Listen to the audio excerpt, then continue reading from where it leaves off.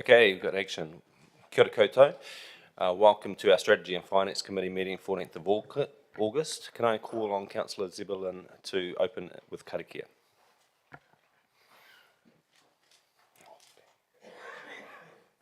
Thank you. Morena tātou. Me enoi tātou. Tūtaua mai I runga, tūtaua mai I raro, tūtaua mai I roto, tūtaua mai I waho. Kia tau ai te mauri tū, te mauri ora, ki te katoa, haumie, huie, tāiki e. Tākia. Kia ora. Thank you, Councillor Zebulon. Before we commence, I'd just like to run through some housekeeping for this meeting to explain that this meeting is being recorded and live streamed to our Council YouTube channel. Health and safety requirements are displayed on our screen with the fire and emergency meeting point in Te Marae o Hine, the square, if needed. Smoking and vaping is prohibited. There's a defibrillator on the entrance at customer service on the ground floor, and just report any incidents if there are any. All online participants, please keep your cameras turned on and microphones muted. And if councillors and presenters could introduce themselves, giving their name before they speak into the microphone.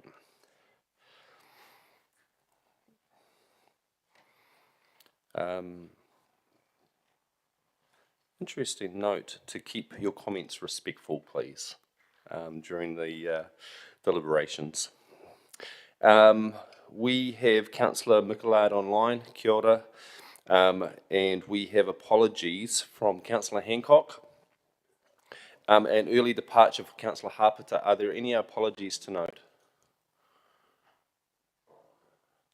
I'll move the apologies, seconded by Councillor Naylor, and invite a vote.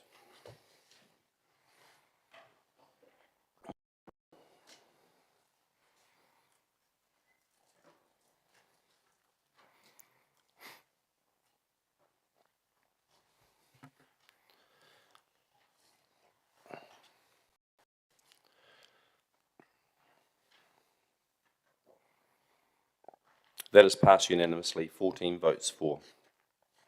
There are no additional items, so 3 isn't necessary. Any declarations of interest?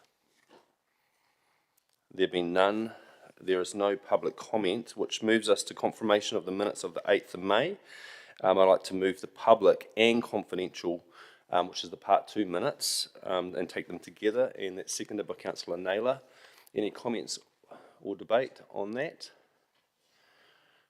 Okay, I'd like to invite a vote to receive the minutes.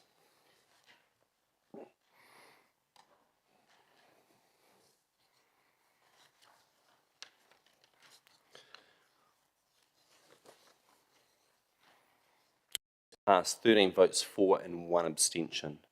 That moves quickly to item 7, which is the quarterly performance and financial report, period ending 30th of June 2025. Invite Scott Manser, the financial manager, and John Adkins, manager, project management office, to come forward to present. Thank you.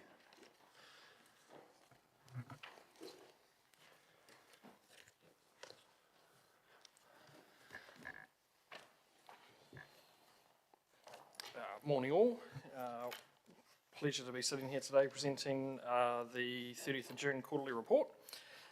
We'll take the paper and many attachments as read, but there's a couple of things I just want to run you through first. So a really good result for the organisation, as you'll see, with a net operating surplus of 300,000 for the year. So I think at partway through the year it wasn't looking that great, so the organisation and the officers need to be thanked for their efforts, particularly through the last quarter, to control that final position. The trends that we've previously reported through previous quarter reports have continued and are still evident at 30th of June. The capital spend was really great, but I'll leave John to talk to that in a minute. Just to note, and there's a resolution here as well about the write-off of the $1.2 million expenditure for the CAB strengthening. With that project being deferred through the LTP process, we have had to write off that work in progress balance from the previous financial year. So that's included in the non-operating expenditure on page 23 of your agenda papers. The council paper itself has an update on the budget provisions and the offsets that were requested at the third quarter report. So that's in there. And additionally, being the last report for the financial year, we have the usual attachment around the carry forwards. And it's very pleasing to note that carry forwards have decreased from our assumptions in the LTP rather than increased. And I believe that's probably the first time that's happened in a long time. Finally, it's been a very busy year. We've brought systems and processes online, unfortunately, and particularly brought the LTP together. Unfortunately, there's a couple of non-financial performance measures that have slipped through the cracks, and there is an additional attachment, just highlighting one in particular for that. So with that, I will pass over to John to speak to the capital. Tēnā tātou katoa, ko John Aiken, Taku Ingoa, Project Management Office Manager. What you see in front of you in terms of the capital delivery report represents a large body of work performed by a large body of people to ultimately achieve what is a good result in terms of capital delivery. Our revised budget was $101.5 million, and we've managed to achieve 91.1% of that in terms of capital spend, which is reflected in terms of project delivery across all facets of our city. This result mainly focused on, or was achieved through a focus on professional project management practices, ensuring we simplified not only our procurement but also our design and our internal practices. The challenge for us now is to continue the momentum as it stands for the current financial year. There were a number of projects that were unable to be completed due to changes in scope, contractor performance, unforeseen circumstances such as soil conditions and other matters that were being addressed, as well as a reprioritisation late in the piece or late in the financial year. That meant some projects were completed in the first quarter of the 24-25 year. But overall, what you can see in front of you is a year-on-year increase in delivery, represented by the capital spend that is in front of you. Going to open it up to some questions now. Mr. Mayor, did you have a question? Yes, yeah, I did.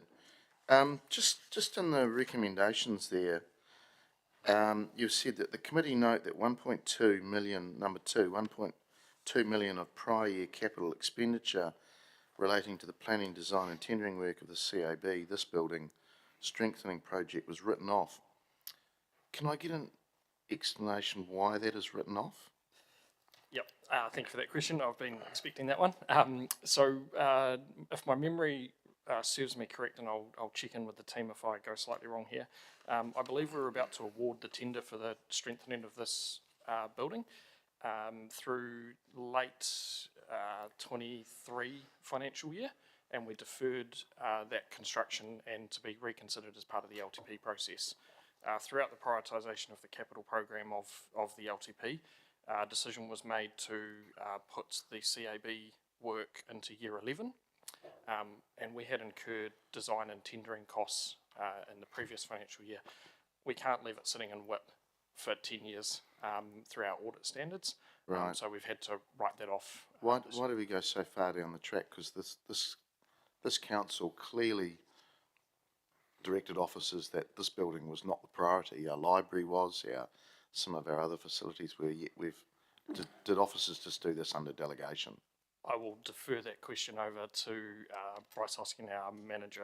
We've said that several times. I can recall the library roof has been mentioned so many times, yet this building... Mr. Mayor, if we just go through for the response from the officer.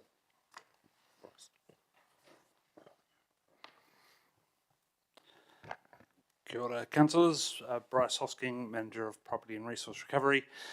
So prior to the prioritisation work around the seismic program, we sort of had a tentative program based on, I guess, what was most ready to go in terms of simplicity of a strengthening scheme, which this building was relatively straightforward, and therefore in the early days, I guess it was relatively at the front end of that prioritisation, but then rightfully, as the Mayor's pointed out, Council instructed us to undertake a prioritisation work, which was then approved by council, and that changed the order of strengthening of our buildings. And notably, the CAB went to about number 5, I think, on the list through that process, and then subsequently, as Scott's just pointed out, it's landed in about year 11. So, yeah, that's sort of how that came about. Absolutely, in terms of some of the other buildings, such as the library, that definitely does hold some importance, and that's reflected in the current order that's been approved. However, I would note that for things like the library, there was still, and there still is, a number of unanswered questions around scope and exactly what that looks like, how that interacts with the civic and cultural master plan and the likes, and hence it was originally considered more complex than CAB. So that's how that sort of came about originally and how it's ended up now. Okay, follow-up question, if I can, Mr. Chair. That explains the misorder, but you just said it was a relatively easy plan. It's being written off. So the plan and the design's been written off. I can understand the tendering work, but surely 1.2 million isn't being done in the tender. It's a combination of all three of those things there. So why are we writing the whole lot off? We are unable to, under accounting standards, keep an item in work in progress for 10 years. Work in progress is done within, with about a maximum of 2 years to be able to satisfy the need there. Otherwise, it would appear as though we are overstating our assets and understating our expenditure. Is that in the accounting rules? Yes. So it's 2 years? That's the parameters. Right. If there are things approaching that, we have conversations with our auditors, and we have to satisfy their needs that we're not. Even though the plans, which the other officer said that was pretty straightforward, pull them out of the drawer, you're going to use some of them, we write it off. Correct. We will probably use some of them. We just can't record that expenditure on the balance sheet for 10 years. There will need to be some revision of those designs, but you're right, the core of them probably will be used when we look at this program in 10 years' time. If it's 10 years, it might be sooner. Correct. Okay, I'll leave comments. Thank you. Okay, thank you. Councillor Wood. Thank you, Mr. Chair. Thank you, team. If I could start with a question on the quarterly performance and financial report on page 32. I'm sure officers saw this one coming regarding the 51% of resource consents being delivered on time. I appreciate there's an attachment which goes some way into explaining why that's the situation, but could officers give councillors some confidence as to A, how confident you are that that plan will get us up to 95%, and B, at what point would you expect we would be back to reaching target? Is this a 3-year plan to rebuild capacity, or is this you expect by this time next year we'll be back to 95? What are we looking at? Yeah, that's a really good question. I'm going to defer that straight to Jeff, our Manager of Planning Services, to come up to the table.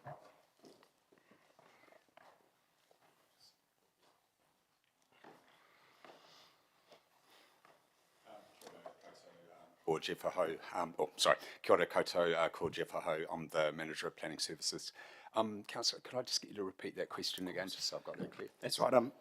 Well, firstly, thank you for the attachment explaining the reasons how we've ended up with the misreporting, ended up with 51% of our resource consents being applied on time. My question was, could you give us some confidence as to the plan you've put in place to get this back to 95%, when you're expecting it will be back at 95%? Is this a 3-year rebuild of capacity, or are you expecting by this time next year we'll be back reaching that target? There's probably about 3 or 4 questions in there, and Yeah, it depends of the order as to how I answer them. I think, just as a general point of view, 95% consents on time in the resource consent world is a very, very high bar with the complexities that we deal with. There's a whole heap of things that are outside my direct control that go into resource consent. So just as a general point of view, 95% is very high, and I have made that point before. It's something, when I looked across how other councils are doing in New Zealand, I noticed that very few were in that order, and those that were high were typically smaller councils that may not have the complexities that we do. But in terms of, so that's my comment just in terms of the bar. In terms of how we're approaching it, well, quite frankly, the only way is up. We're at 51%.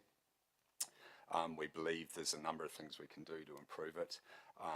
Those go from resourcing. We have resourcing issues, and planners are very difficult to retain and recruit, so that doesn't help. There's other elements in council that would have to be improved in terms of their performance to assist us doing what we need to do. I think in terms of the planners, we feel there's a need for a competency framework to upskill and improve the decisiveness of our planners. We think there's plenty of scope to help in that regard. There's other elements that we could factor in. I think a high degree of visibility to the public of how we're going will also help, I think, ultimately improve our numbers. So there's quite a bit in-house that we've got planned and lined up. As to whether that would be done in 12 months, I think that would be unrealistic. My experience with these things is they take time. If a short-term period is about 3 years, I think in practice that's the sort of improvement period I think is possible. Over past years, we have seen increases in performance through a variety of techniques, and so I'm confident we can get step change improvement. Just a little concerned about the 95% thing. Wouldn't put my hand on my heart on that one. Appreciate that, thank you. And so perhaps a straighter question then would be, at this point next year, what level would you like to see us performing at? 75%, 80, 60? Where are you sort of hoping we can get to? What's the target here? Yeah, to be honest, it's not 95. I probably would have to take a politician's answer to that one. Fair enough, I can't blame you. I can't give you a number. But what I could probably do is I can assure you that we're doing things that will assist in increasing the number. I couldn't judge you for that answer.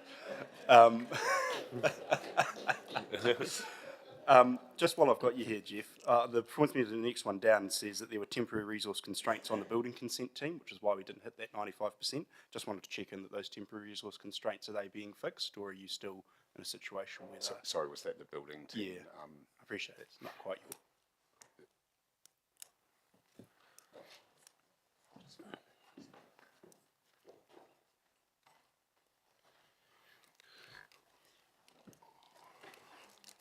Kia ora koutou. Lee Sage, Manager, Building Services. For the last financial year, we did make 93% of all building consents within time frame, which is very close to 95. That actually amounts to 18 consents during the year that did go over, made the difference. And of that, resource constraints were really the main issues there over a couple of selected months during the period. And that was staff illness and a little bit in terms of specialist contractors that we have resolved through contract management.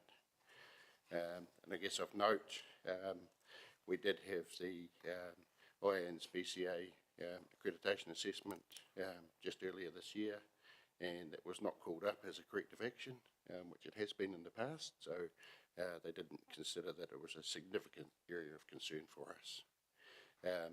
Confident that we will achieve the 95% this year. Thank you very much. And just one final question regarding page 58, a financial question. I see on the first item there under active and public transport, it says that the citywide urban cycle infrastructure network improvements, the project was cancelled and funding's been pulled by government, and that the program budget's been reduced. I see that we overspent by $18,000, so I just wanted to understand what that means when you say, A, well, how do we spend over the full budget if the project's been cancelled, and B, when it says the budget's been reduced when it seems to have overspent. I just want to understand what you mean by that. I might have the first crack at that. There was a late cost come into that project. When we reduced the budget at the third quarter report, we reduced it to the actuals that we had recorded on that account. So when we had a late invoice pop in, we've had the budget overrun. The work was done and committed, so it was a cost we needed to incur, and the fact that we just reduced the budget to what we had spent at that point in time. Thank you. And a similar question regarding Road to Zero, where it says that the speed management plan wasn't able to proceed due to central government. I see that we've overspent by more than $500,000 there. Just want to confirm that that was funded by NZTA as per our council decision to carry on with the crossings, but utilise the funding available. Maybe I'll take. Oh no, Glenn. Well, maybe I'll take this one. I guess harping back to my transport hat I wore for a while there. Yes, that program is 51% funded by NZTA. Right. Thank you, Mr. Chair. Thank you. Councillor Naylor. Thank you. Just starting on page 21, in terms of the line there that says net internal expenses, 12.9 million, does that relate to capitalised labour? Yes. Yeah. And how much of that capitalised labour is debt funded? All of it. All of it. Okay. So why was that 2.6 million more than what was budgeted? So you'll remember through, I think it was the second quarter report, where we had looked at the water services team in regards to the Toby team, where we employed a whole new team of people that were working solely on capital expenditure. So that increased the capitalised labour portion of that.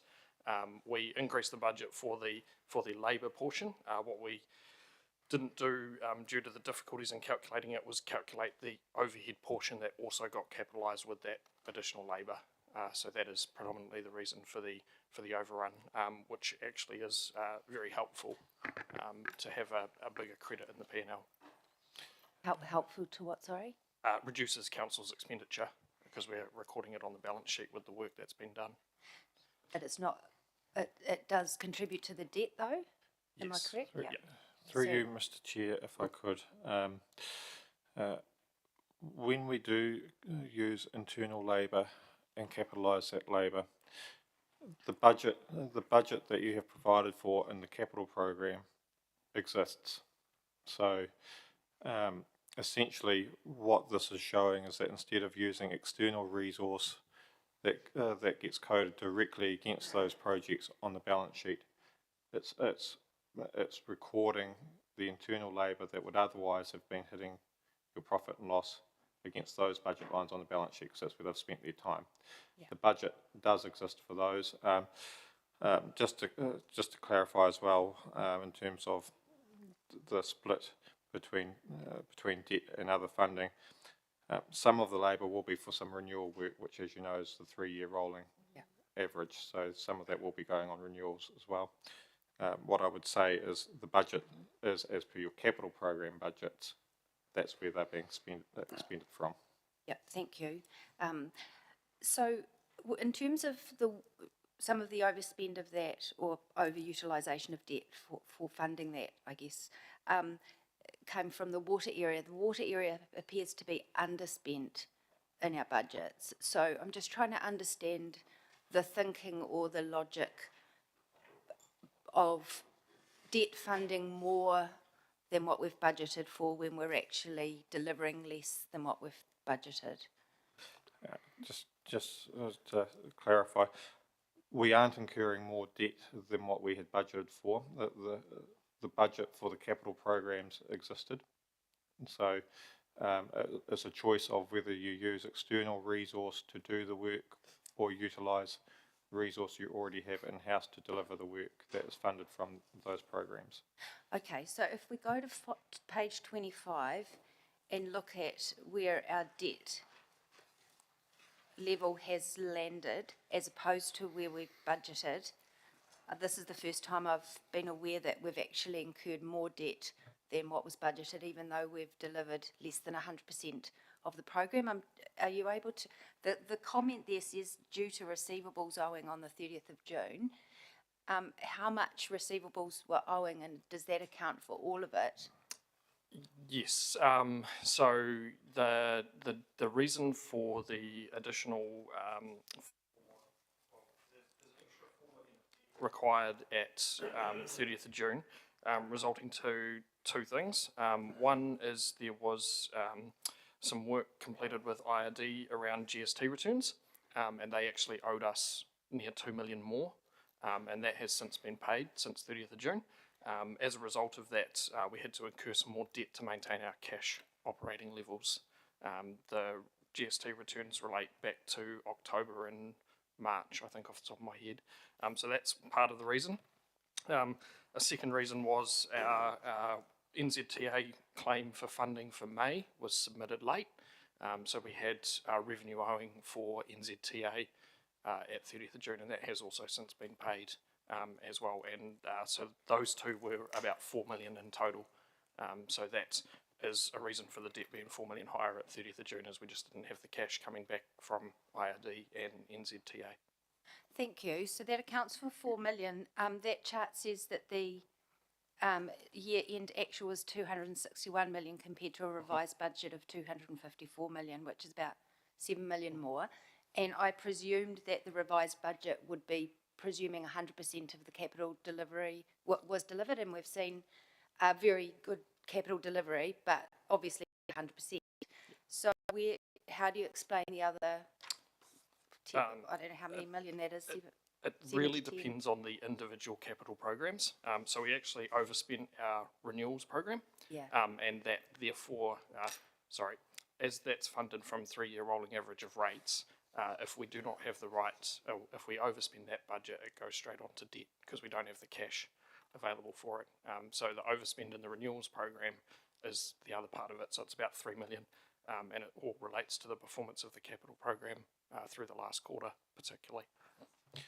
Sorry, and just to add to that, if I may, you have various different mixes of funding for your capital program. So you also have some capital programs that rely on a high level of external funding as opposed to debt.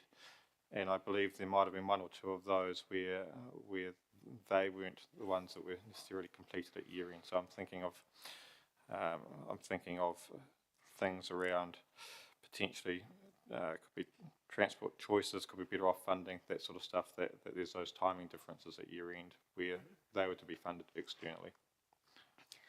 Okay, thank you. So in terms of the way that we measure our capital delivery based on how much we've spent as opposed to how much has been delivered, sorry, I've asked this before, and I think you said you might have more of an idea at the end of the financial year. And I mean, looking through Appendix 5 and 6, it doesn't look like there's huge overspends on many at all programs, but have we got any way of sort of aligning those two things to give us any certainty of what the percentages of our actual project delivery as opposed to just how much we've spent? To add a bit of context into this, it's very difficult to compare the number of metres of stormwater pipe laid versus the amount of roads resealed, and finding a common metric for all projects it can be quite difficult. Yeah. And there is the correlation between amount spent and project delivered through adhering to good project management practices, good procurement practices, and being on top of contractor and consultant performance. So those are all things that we look at, and going forward we are still looking at using methods like earned value to determine value that's produced as part of an ongoing project, to ensure that we're aligning our performance as a project with the value that's actually being produced at the other end. It will take some time, as we've recently introduced a new project management software in the council, and using that tool take some time for training to become proficient with it, to use it in its full functionality, to be able to use some of these metrics around capital delivery. Okay, so the reason I asked that question, I guess, is just related to my observations around how much debt we've used as opposed to how much capital we've delivered. So in terms of the fact that we've used extra debt this year, and you've given some explanations around that, would we expect to therefore use less debt than what we anticipate next year if we're up to date with our payments, etc.? That really depends on the external funding assumptions and whether we hit the mark on all of them as well. So, like Cam alluded to, if there is a project that is externally funded that we don't get the full funding for and we still want to do the work and agree to do the work, that will alter the debt levels as well. So, assuming we hit the budget for all of that, which is a rather political answer right now as well, then yes, that would be reflected. Okay, I do have a few other questions if that's okay, Mr Chair. Okay. So just moving on to the 1.2 million write-off, which the Mayor's already touched on, how much other planning work is being done for projects a few years out? And is there any risk around us needing to do that sort of write-off with any of the other design, that perhaps the design panel's working on? And I guess, for example, the school, some of our capital programs that were pushed out, like the square and other things, do we have any risk around work that might be being undertaken or money that's being spent on that? So through the LTP, officers did their best effort to try and align a smaller spend in a design year and then followed by construction of the program. And to John's point around the planning of the capital works coming in, internally the officers are working to get a better pipeline of that work so that we effectively do design and those pre-construction costs in 1 year followed by construction in the following year, to try and avoid that. If programs get pushed out quite a significant period like they did in this case, then there will be no choice but to write those costs off. If they get pushed 1, maybe 2 years, we can probably have a conversation with the auditors about that and we should be able to retain it. But it's the length of time that this project has been pushed that is really the deciding factor in this write-off. Okay, thank you. And just moving to page 63,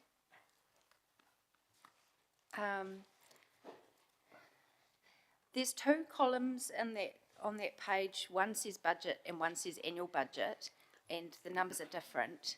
I'm just wondering, is one of those columns the revised annual budget, and if so, which one? The actual.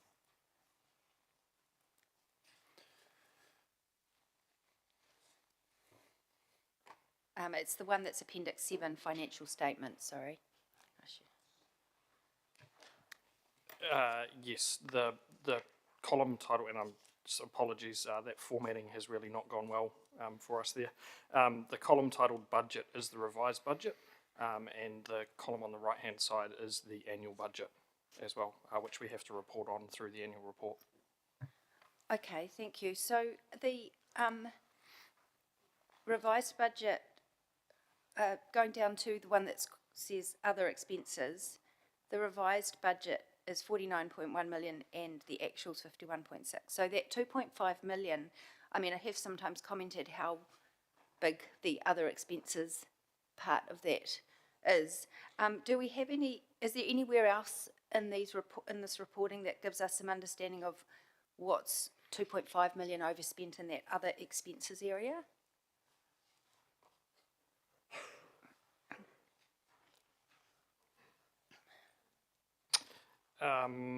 Page 23 of your agenda items breaks out the various expenditure items that sit in there. Remuneration obviously ties into the remuneration portion of that, and some of those, it will be the contractor's expenditure. Sorry, Scott. Page 23. 23. I've got capital delivery on that page. Which page are you looking at? Come back. Sorry, must be 21 then. Um, Operating performance. 3 lines down of the middle section, contractors being overspent by 3 million. That'll be the predominant driver in that category. Okay. Oh, yep, I see that. That's good. Thank you. Well, it's not good, but so then also page 65. I was just a bit confused there with the interest paid and the payments to suppliers and employees. Is that round the wrong way in the revised budget? Oh, sorry. This is the page I'm looking at is the 3rd page of Appendix 3 under financial statements. It's the statement of cash flows. It certainly looks to be that way. Yeah, okay, that makes more sense. I was trying to understand. Okay, I think that's all from me now. Okay, thank you. Councillor Barrett. Thank you, Mr. Chair. Just a couple questions. Firstly, on the recommendations, looking at recommendation 4, it makes reference to the chief executive being able to redirect that fund to any activity, and then goes on to say a few other things. But when we make reference there to any activity, is that opening the door to non-capital spend, or is it very clearly circumscribed to capital only? Very clearly for capital, so to any activity, meaning stormwater, wastewater, org performance, etc., but specifically capital new and capital renewal programs. Great, thank you for that. Wanted to pick up as well some of the conversation around resource consents that we've begun. Firstly, my understanding is in the new long-term plan, the KPI is actually 80%, 80 rather than 95%. Is that in fact the case?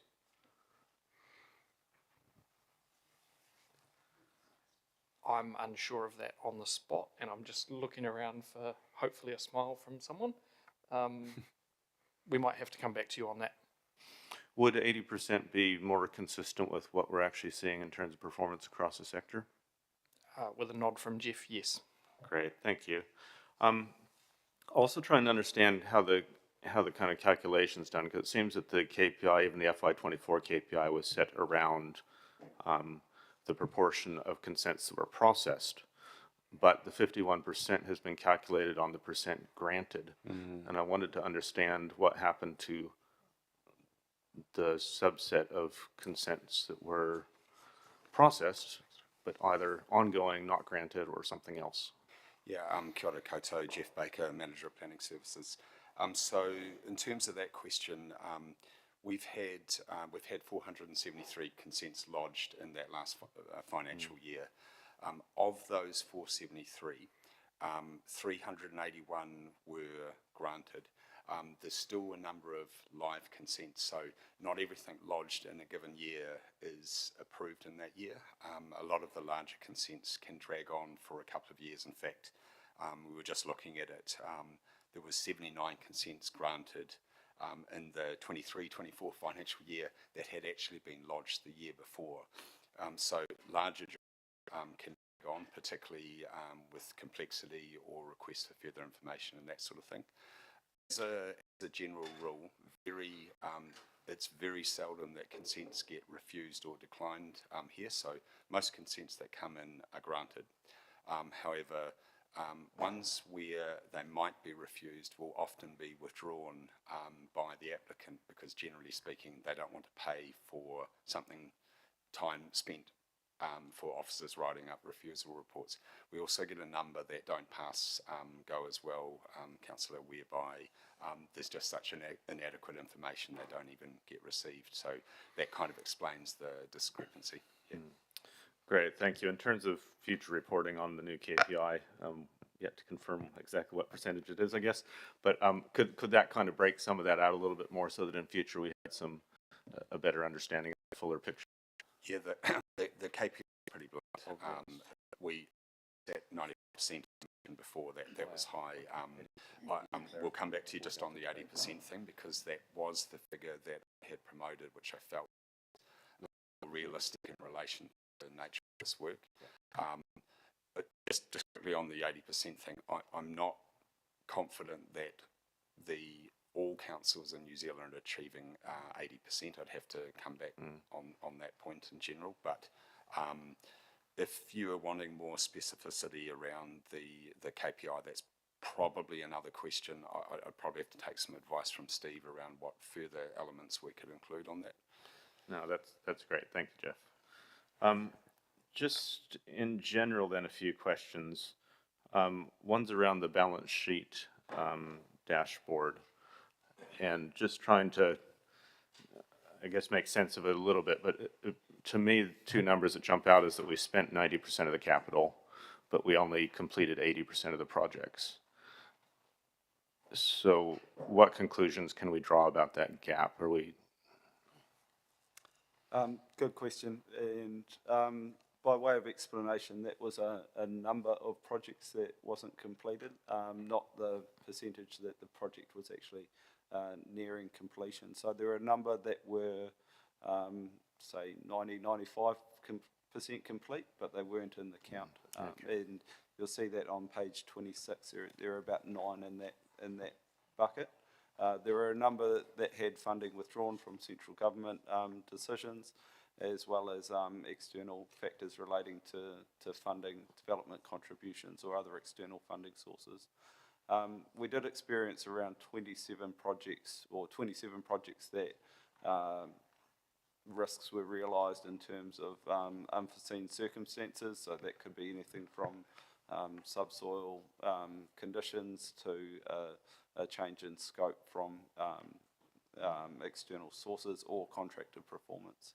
And then there were those projects that were initiated late in the financial year, which meant there wasn't the opportunity to get them completed by the 30th of June. So a range of reasons, and without going into detail of all of those projects, it's hard to give a clearer, fuller answer. Oh, that's great, thank you. And just finally, Mr. Chair, the KPIs are just chock full of facts and figures. Is that a new standard of reporting around KPIs in terms of specificity? Is there a specific KPI you had in mind? Yeah, Just reading across them, well, this is a bit of comment, but I was greatly impressed with the amount of actual information in the report back around KPIs, and just wanted to know if we'd kind of changed our approach there. Not intentionally, but that probably is great from all of the officers around the organisation and just wanting to provide that level of detail up to this table. So I would assume we'll take that back to the team. Great, thank you, Mr. Chair. Thank you. Councillor Zebulon. Thank you. Tēnā koroa. My question is on page 48 about the stormwater activity. And it's a bit more of a broader question, I think, but the first 3 measures that we have to track against there tend to relate to how many events there were and not so much on where we're at with our work program or how we're tracking against our asset management plan. And I was just wondering, is there any reason we couldn't get some more specificity in those KPIs about what we're doing as opposed to how many events there have been, so we could get a better sense for how that network is performing or how we're performing to improve the network? Is that something we've looked at before? I might defer that one to Mike, our manager of Three Waters. Thank you.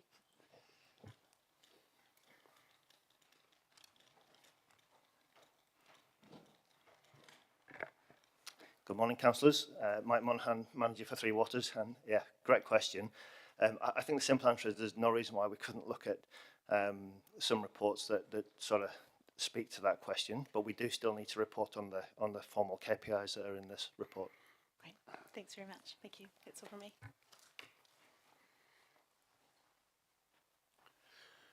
I had questions. If I can go back to you, Jeff, just in regards to the consents and the statutory timeframes that we've been updated with the current status.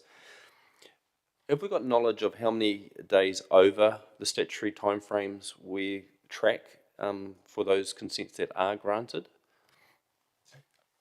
Thanks, John. Yeah, we do have that information. I don't have it to hand, and I can't quite remember a figure I previously reported on that, so I'm not going to offer it. I'd have to come back to you on that figure.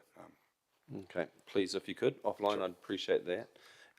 In regard to the building consent work, we've got a contract with MDC, and I want to understand, are they having the same outcomes as us, or do they get prioritised with that contract?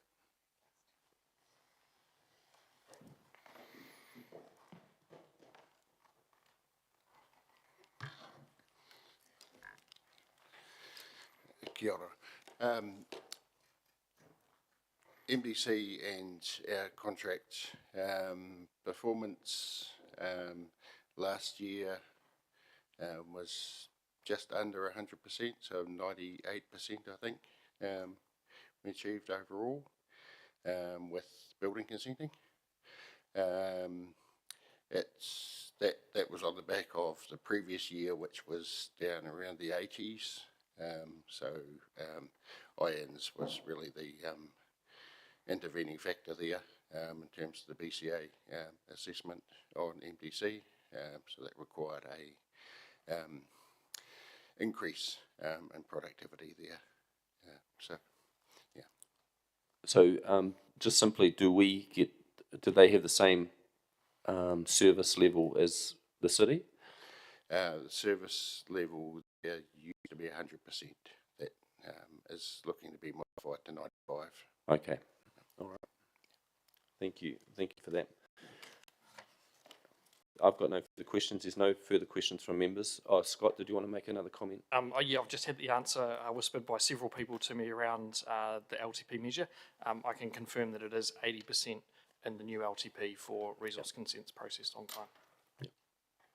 Thank you for that. Thank you, gentlemen.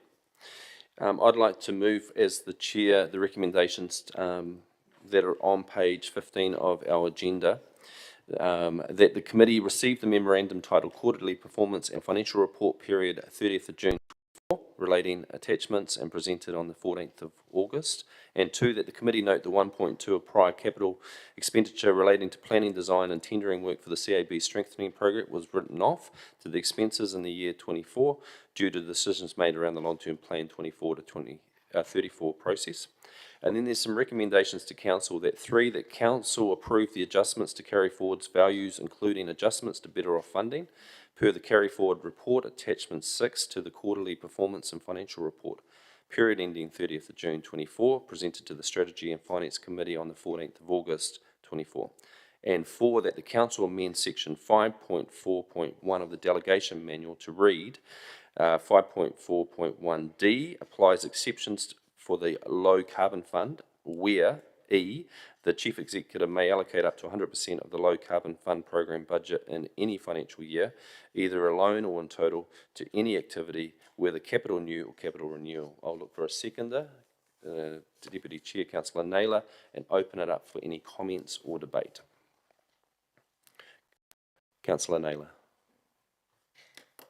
Thank you. Another really good report, and it's good to see where we've landed. Firstly, a big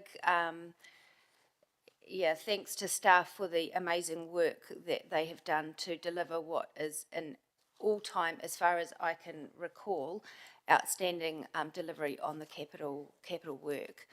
That is the direction that council has, that is what council have asked staff, and staff have delivered on that. And also a big, well done in terms of our operational result, year-end result. I do have to just qualify that by a little bit of a concern around perhaps my discomfort about how much we might use debt. And that's something perhaps we need to think about a little bit more going forward. We had our annual budget anticipated that we would arrive at 251 million debt at the end of year June, and then our revised budget was 254, and we actually arrived at 261 million of debt, despite the fact that we didn't deliver the 100%. And whilst officers have satisfactorily explained some of that, I do have some level of discomfort about the amount of the capitalised labour that, whilst is good for the operational outcome, isn't good for capital and isn't good for, debt levels. And as we can also see in our papers, our debt is costing us more and more each year.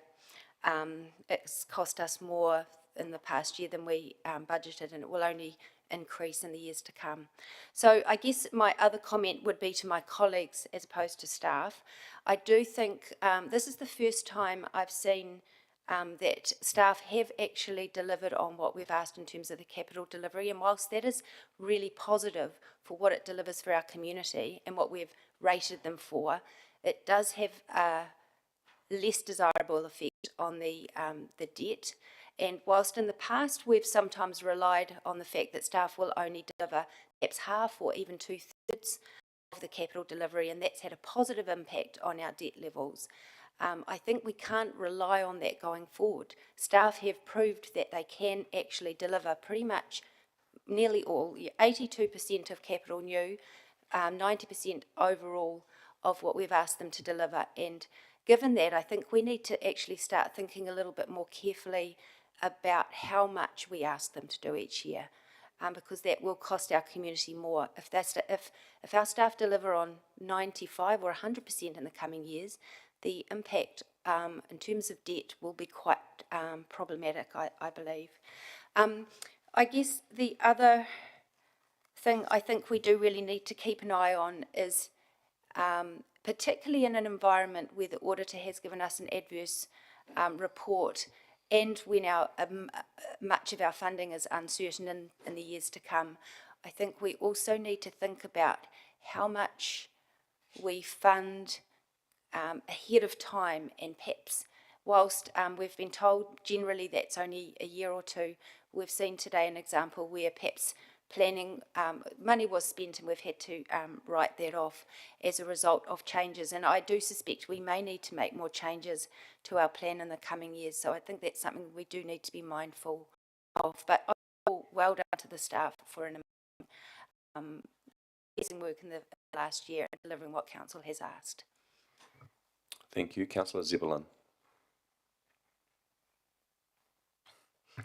Thank you, Mr. Chair. I just wanted to take the opportunity as well to express my appreciation for the effort that was put into the narrative measures and adding in those stats and figures. I'm really thankful for that. And I thought it was really interesting to note that while theatre numbers and also swimming pool user numbers are down, that the library numbers are up across the board, up 12%. And I also want to give a shout out because I think that youth space was the real MVP here on the community facing front, an increase of 52% in usership. So Remy, Stacey and Jazz, all that team. There's a really wicked description on page 41. It's tucked away there, but all of the things that they've delivered and collaborated on is really impressive considering how few of them there are and that they're working a front-facing role at the same time. And also to note, Blueprint visitors are up, and their numbers are on par with the Globe this year. And that was a surprise hit of the submissions for me, was how many people let us know that they valued that service, and it's really coming through in those numbers. And just on the stormwater, I've been thinking about it for a while, and I just don't know that those first three measures tell us much other than how wet it was or wasn't in any given quarter.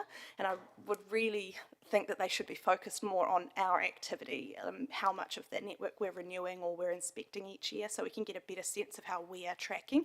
And I realised that the time to try and influence that was at the LTP, so I've missed the boat this time. But I just want to flag that when we look at this again, I think that we could look at some measures that capture our progress more in real time, I guess, and aren't so dependent on how much rain we get in a season to test whether we're performing. So that's all I wanted to say, but just well done to the staff, and thank you for a really great report.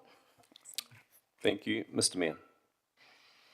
Thank you, Mr. Chair. Look, I too just want to thank the officers and really, first of all, great work on the favourable result for the year and for the June quarter. It wasn't always looking that good, and you've done really well to balance it out. Secondly, the capital funding, also congratulations around hitting that 91, 92% on a much larger capital program of 101 million.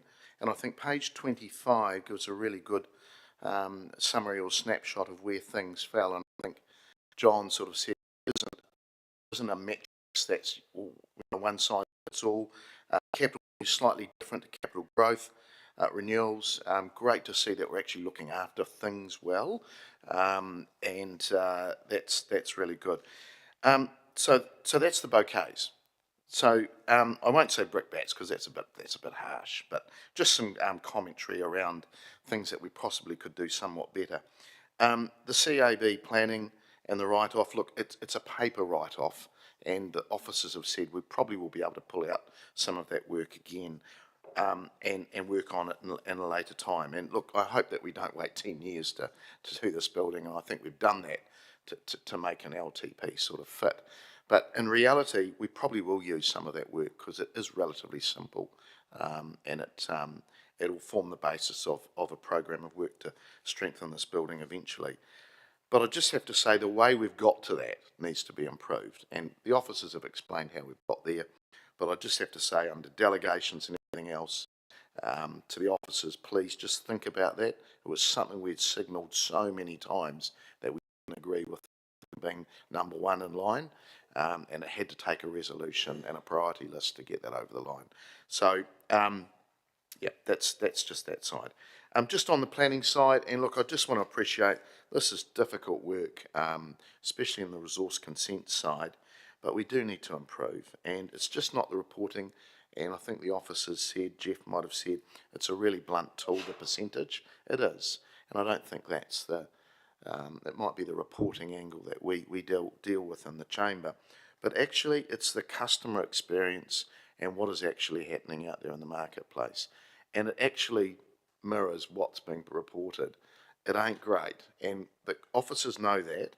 And to be fair, we've got a report coming around city planning later in this meeting, and I think we'll be able to tease out some ways that we've got to fix this, because the CE and most of the management team have been told well and truly by that sector, we have to improve. Otherwise, we won't have a sector. We won't have builders. We won't have developers. Some have already moved their businesses. They might be domiciled in the city, but they work in Wanganui, they work in Wellington, they work in Fielding and Levin. They do very little in the city. So we've got to get them back, and we've got to win that customer experience back. So I'll leave it at that, but just in summary, overall, really good work and a good pass mark for the organisation. Just want to perhaps balance Councillor Naylor's comments about debt, because I know she likes the debt conversation, but I'd have to say, if you put in perspective as a growing city what our debt is at 260 million, go and have a look at Tauranga Hamilton's debt, and I think it might put that conversation into perspective. Tauranga 1.5 billion, Hamilton 1 billion, vast cities with 65 and 45,000 more people than us. Do the math, we're actually going okay, and we're growing, and we have to, it's like good money and bad money, we have to get some debt to do things. So just want to balance the argument that we're not doing that well. I think we are. Thank you. Thank you for those that commented. There's no further speakers, and what you've said covered what I would have wished to. So I'll now invite a vote.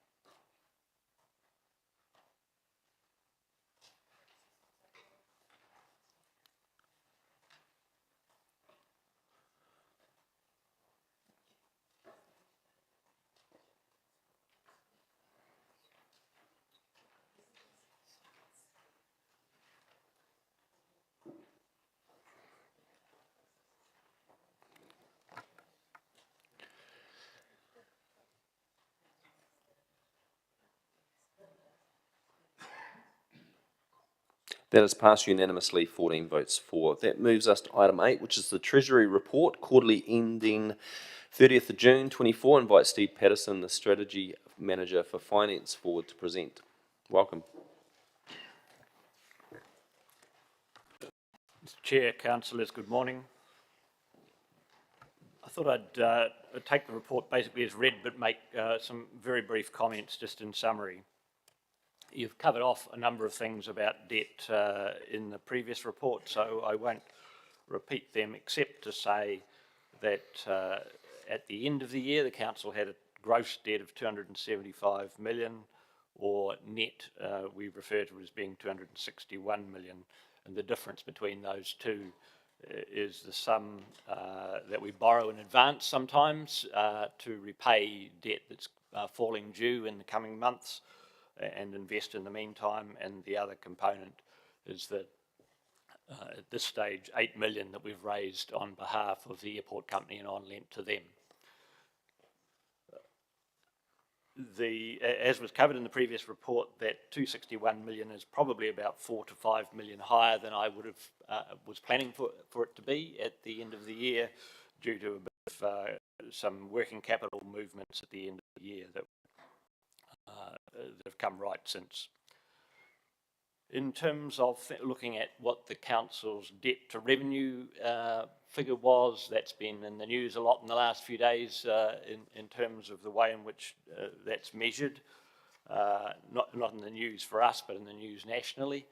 At the end of the year, that was 154% for us against our previous limit of 200 or the new limit of 250 and the LGFA covenant of 280. So at this point, as at the end of the year, we're very conservative in terms of the level of debt compared to revenue.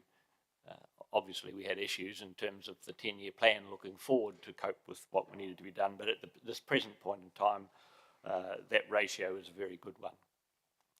In terms of the average cost of the debt, worked out a bit over 4.6%. We'd budgeted for it to be 4.2%. At the end of the year, though, the actual amount that we spent on interest was within $100,000 of the budget. So I felt that that outcome was pretty good.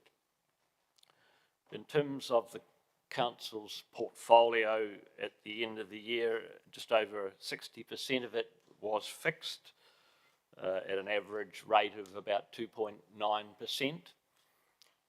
So that helps keeping that average cost of debt down.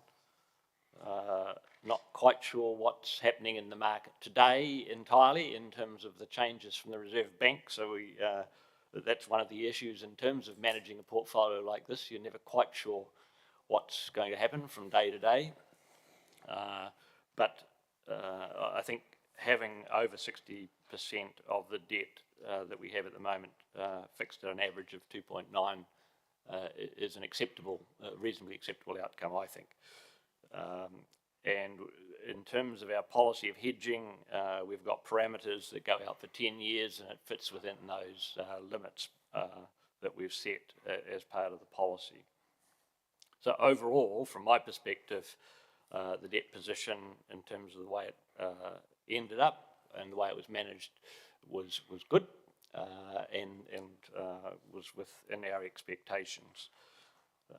This year, if I just look ahead a fraction, already this year, as of today, we've raised another $44 million since balance date. 18 million of that is to pre-fund debt that's maturing in April next year. So we've got quite a lot of cash outflow right at this early part of the year. There's a lot happening, but we're monitoring that. The market can change quite quickly.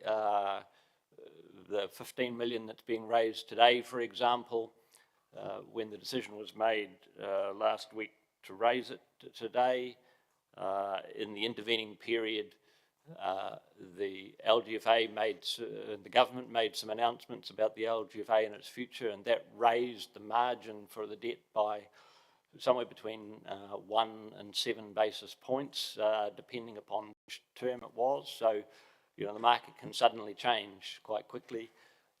And also a couple of days earlier than that, the Japanese stock markets had a lot had happened there, and that raised the margin that was payable for our stuff by between 5 and 6%, or 5 and 6 basis points as well. So, as it turned out, you know, what we're raising today is about 0.1% higher than what I would hoped last week.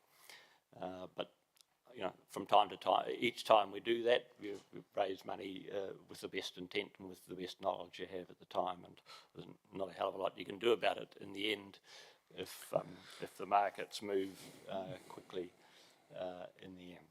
So, as I said, overall, from my perspective, the outcome's good for the year. Okay.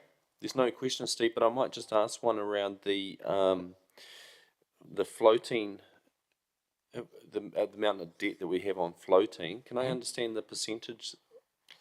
Well, it would be the difference between the 61, roughly 40%. 40% roughly, yeah.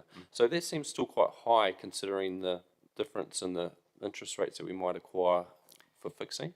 Yes, we're continuing to monitor when's an appropriate time to fix more of the debt by buying swaps, and we have bought some more swaps during the course of this new year already in order to take advantage of that. But the opportunities right now are out there as well to think about doing some more of that, and we're doing that in conjunction with our advisors on a weekly basis, just double checking when's the appropriate time. Okay, thank you. Councillor Naylor. Thanks, Steve. Just in 3.10, the average interest rate for the year being 4.64% compared to the budgetary assumption of 4.2. Just wondering, in light of that, are you comfortable with our assumption for the coming year? Was it about 5.1 or something? At this stage I am, yes, Yep. and the markets or the underlying market rates have reduced a little bit, the bank bill rates that our floating stuff's priced off, although the margins have moved up a little bit and countered that downward movement to a degree. I still think that the 5% at this time's an appropriate level. Okay, thank you. No further questions, Steve. Thank you very much for presenting this report. Open it up for any comments or debate from members. Oh, certainly, I'll move the recommendations that are before us at the committee. Note the performance of Council's treasury activity for the year ending 30th of June 24, seconded by Councillor Naylor. Thank you. Open it up for comments or debate. The only point I'd just like to make is that the floating rate that we're on with 40% of our borrowing or thereabouts would seem still quite high when we can take advantage of in 3.16. For example, the swaps at 3.99 as one example, and even the average weighted interest that we've required overall to bring it down. So that would just be my only comment I'd make as an observation and for us to monitor. No further questions, I'd invite a vote. No further comments, I'd invite a vote.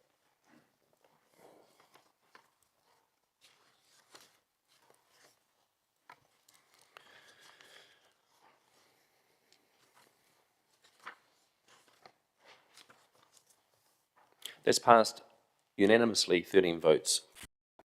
That moves us to item 9, City Planning Priorities and 3-Year Work Plan Program. Invite Pye, Manager of City Planning, to present. Thank you.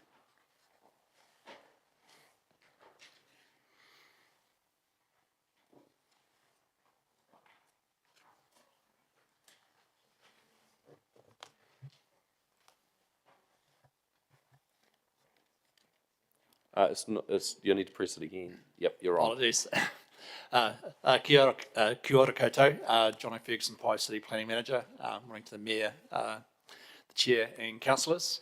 Looking to and talking to this report really set some expectations around planning practice and what our priorities are in terms of the planning team over the next 3 years. What we've tried to do is show the work program, but also I guess this report talks about the priorities that fed into that work program, and also I guess a chance to have a discussion with you regarding the opportunities and the challenges that face us in terms of working through that work program over the next 3 years. Before I touch on the priorities themselves, just also like to note that while we are a core planning team, we do also have a transport planning function within the team. James Miguel, our senior transport planner, is largely responsible for the Punity program, 70 projects that sit within that. In particular, one of his priorities at the moment is progressing the Manawatu Regional Freight Ring Road business case, which we're starting to make some good progress on, so that's pleasing. And while his work program isn't in the back of this report, he does have a significant amount of work to do that supports a lot of the work that the planning team have to move forward as well. Just first of all, talking about planning for growth. Obviously, we have obligations under the National Policy Statement for Urban Development Capacity to make sure that we've got sufficient land and development capacity for the city over the next 30 years. And it's probably fair to say that post the completion of the last sectional district plan review back in 2019, that most of our focus for our work program that time has been on growth and meeting those MPS requirements. And there's a list of sort of programs there and processes that we've been managing to move forward over that time. In terms of priority one, I think if we look at the MPSUD and some of the signals from central government and how these might affect how we work through the work program over the next 3 years, I think the government is indicating that our statutory obligations regarding land supply and enablement of development opportunities will increase over the coming 3 years. I think it's pretty obvious. And these changes will likely flow on and impact on the resources needed to meet our ongoing obligations under the MPSUD in terms of data monitoring, review of the housing business needs assessment, the FDS, and also how those MPS requirements will also need to feed through to our plan changes. One thing I would say, and it sort of crept up on us a little bit, is that there is quite a significant growing obligation around data monitoring and the resources and time that has to go into that to make sure that we're compliant with the MPSUD. In terms of looking at growth plan changes, sorry, I feel like I'm yelling into this. Apologies.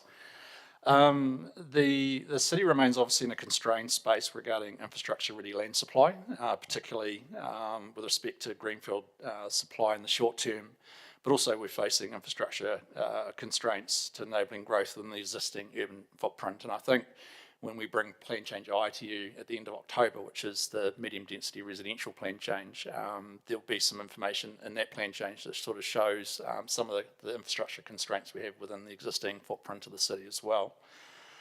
What I would say there is that the process of zoning land is incredibly complex, time consuming and expensive, and where we are in the city at the moment is essentially all the easily developed land in the city has been taken up.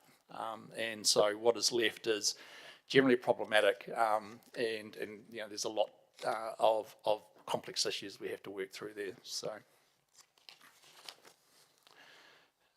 just staying with priority one and growth, Plan Change G, which is the Okotiri residential growth area. So we recently had a decision on that plan change, and we've received an appeal on that plan change. Staff will look at engaging in mediation and keep an open mind at trying to resolve that appeal sometime before Christmas. Just waiting to hear back from the court in that respect. But if we do have to head to the Environment Court next year, just signalling that resolving that appeal is likely to place pressure on the planning budget in the second half of this financial year and the first half of the next. With respect to Kaka Tangiata, that is obviously a big piece of work, and we're trying to get the wheels rolling back on that plan change. It's probably, in terms of size and scale, one of the larger plan changes in the country. We've looked at a reset there and just thinking really carefully how we move that forward so we get progress. First of all, we've looked at the funding and financing options available to support growth out there, given the changes to the LTP funding instruments, and how that available funding and financing options will shape the actual planning framework. It could actually have quite a big impact on how we actually draft the plan change. Reviewing the extent of the zone, and also reviewing the extent to which we want as council to zone land as opposed to leave it to the market to rezone, because we just don't have the capacity to do all of it. Also, as part of, I guess, a broader reshaping of planning practice over the next 3 years, we're looking at the extent of control exerted through the plan via the master plan and associated design controls, and I'll touch on that issue fairly shortly. And we're also looking at how we can best procure, what model we can use to best procure, I guess, the delivery of that plan change given its size and its scale.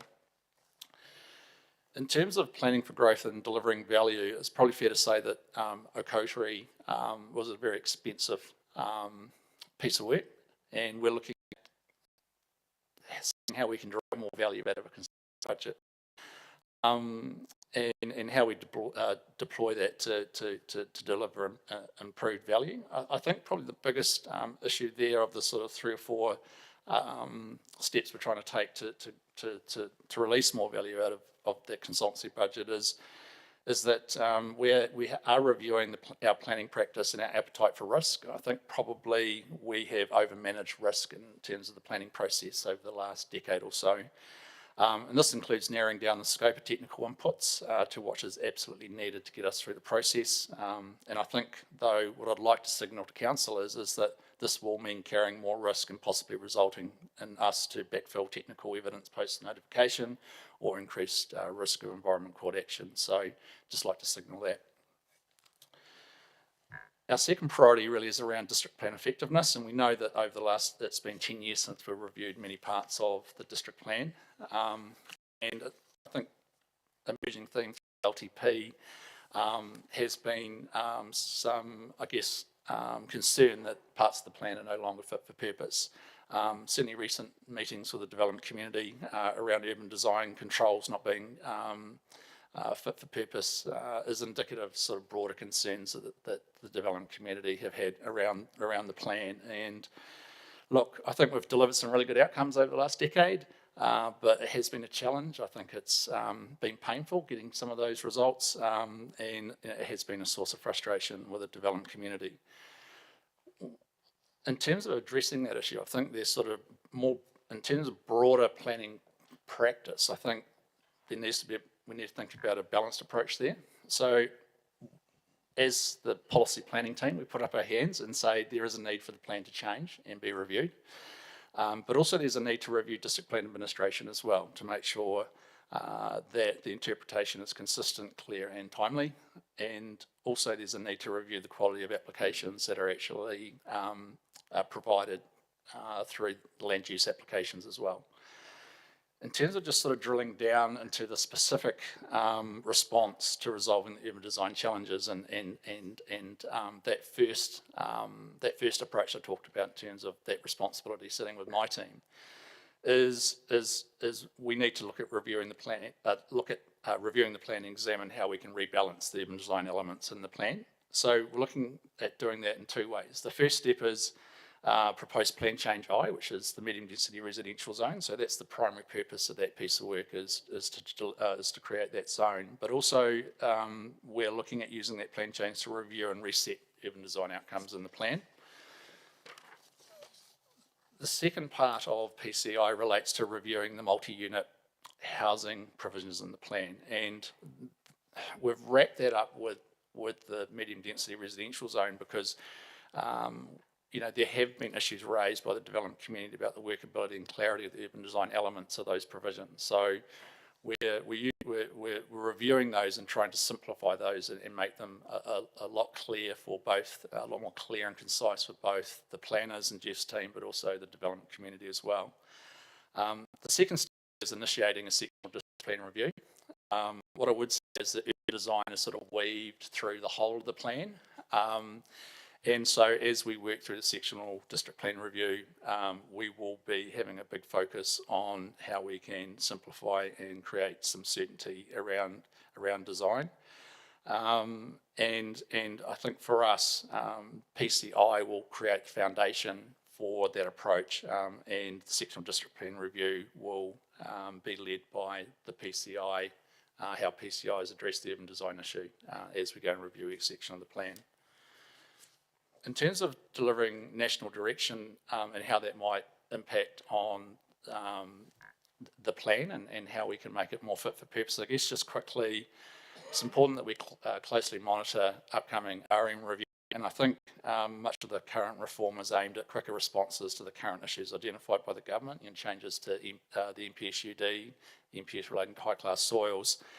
And certainly the government signalled that the process for making changes to MPS documents is going to become easier and more streamlined. And I think this signals that, you know, the government sees changes to the MPS documents as the most efficient way of driving change. I certainly think the recently released National Environmental Standard on granny flats, I think that instrument will be rolled out more and more. The national planning instruments will be rolled out more and more, and we'll get a lot more direction on what's expected in terms of development on the ground in our communities. So just a heads up there. In terms of priority 3, rebuilding planning practice, we recognise that we've struggled to retain senior staff, and the size and the complexity of the work has increased at the same time. So look, I just list a number of actions we're taking there to try and rebuild planning practice over the next 3 years so that we can use more internal resource And part of that is actually, trying again to get more value out of our consultancy budget as well. So sorry to take a little bit of time, but happy to answer questions through the Chair.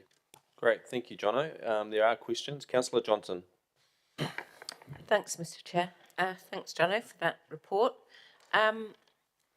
Just looking at what you've got planned over the next wee while, it looks to be a very work-heavy programme. And given your comments about resourcing, are you confident that we've got adequate resource in place, both budget and staff, to be able to achieve this plan? Yeah, that's a really good question because it is a really ambitious work program. And I think for us, I guess it depends. First of all, it depends on the extent to which RM reform it places greater burden on us with some of our existing processes. I think it depends on whether we can actually keep staff and keep developing capability within our team to increase delivery. What I would say is that growth plan changes tend to be incredibly resource hungry because of the amount of evidence that sits behind them, because essentially you have to provide a high level of evidence to a decision maker. Reviewer sections of the plan aren't quite as resource hungry in terms of the amount of technical work you need, but yes, it is a very ambitious program. Okay. Given that in the past where we've struggled to produce the growth plan changes in time, we've kind of been captured by a series of private plan changes. How can we make sure we get that balance right between us taking the lead on plan changes and then our work programme in a way having to be sidelined because of a series of private plan changes coming in because developers want to move at a faster pace? I think the reply to that question is there's a couple of things. There's a couple of I guess ways we can do that. The first is the conversation out at Kakatangiata, and just being really clear with the development community about where council is committing its resources in terms of rezoning out there, and where we expect the market to pick the rezoning responsibility up. So just being really clear in our conversations with council, with the development community. And I think the other thing, I guess anything that's identified in the FDS is always open to a private plan change. In terms of the impact that has on us, with the private plan changes, essentially we contract those all out to usually where we don't have internal resource to a consultant, because it's all charged back. Unless that plan change, presents an opportunity for one of my staff to build some experience. But in terms of the consultancy budget, we have to obviously project manage the process, but it has a limited impact on our consultancy budget because we do charge all that back on cost recovery basis.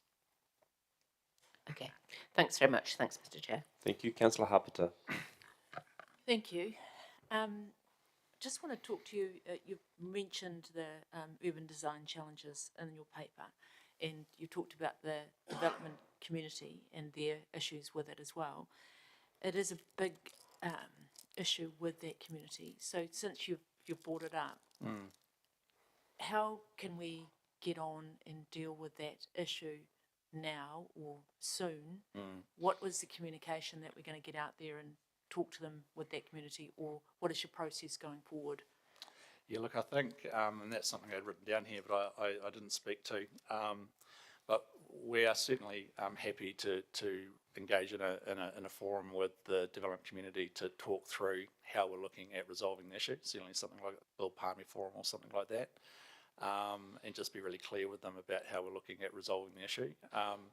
One of the things we've tried to do with PCI is being a little bit of a reset plan change in terms of how we deal with design is we've actively engaged with the developer key agents. So as we've been developing the medium density residential design controls, we've been testing those with those developer agents as well as the the multi-unit residential provisions. We've been engaging with those developer agents as well, just to test it with them and bounce it off them as well. So I'd like to think that by the time we get to a developer forum, a lot of those developer agents are at those forums. So hopefully we can reach the rest of those people and just make them aware of what we're looking at doing. So from a process point of view, would you chunk these things down? So you're like changing a district plan takes a long time, but changing the urban design part of it, would you chunk this down as part of the process to get change so we can sort of see change? I'm sort of following on from what Councillor Johnson said.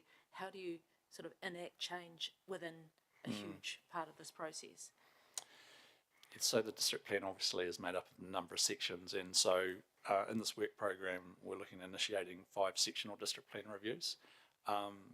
The urban design element of the plan is weaved within each section. You know, there's the urban design element within the business, the industrial, the residential, the recreation. So what we have to do essentially is section by section as we go through the plan, deal with the urban design issues, but also prioritise the sections that are probably most problematic first. So for example, through PCI, it's been really clear that the multi-unit housing provisions are being really problematic from a design point of view. And then when we look at prioritising the other plan changes through the sectional review, just being really clear about what the priorities are and where the plan is actually creating issues, and prioritising those first and then going down the list. I suppose I'm not getting the answer. I'm probably, would you ask for more resources to do it? I'm just trying to not put words in your mouth, but I'm trying to sort of see, try to speed it up.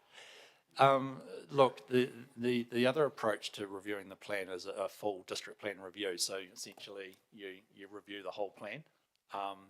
What I'd say to you is that that's incredibly resource hungry. If you talk to, say, Porirua and they went through it, and it's not necessarily any quicker either.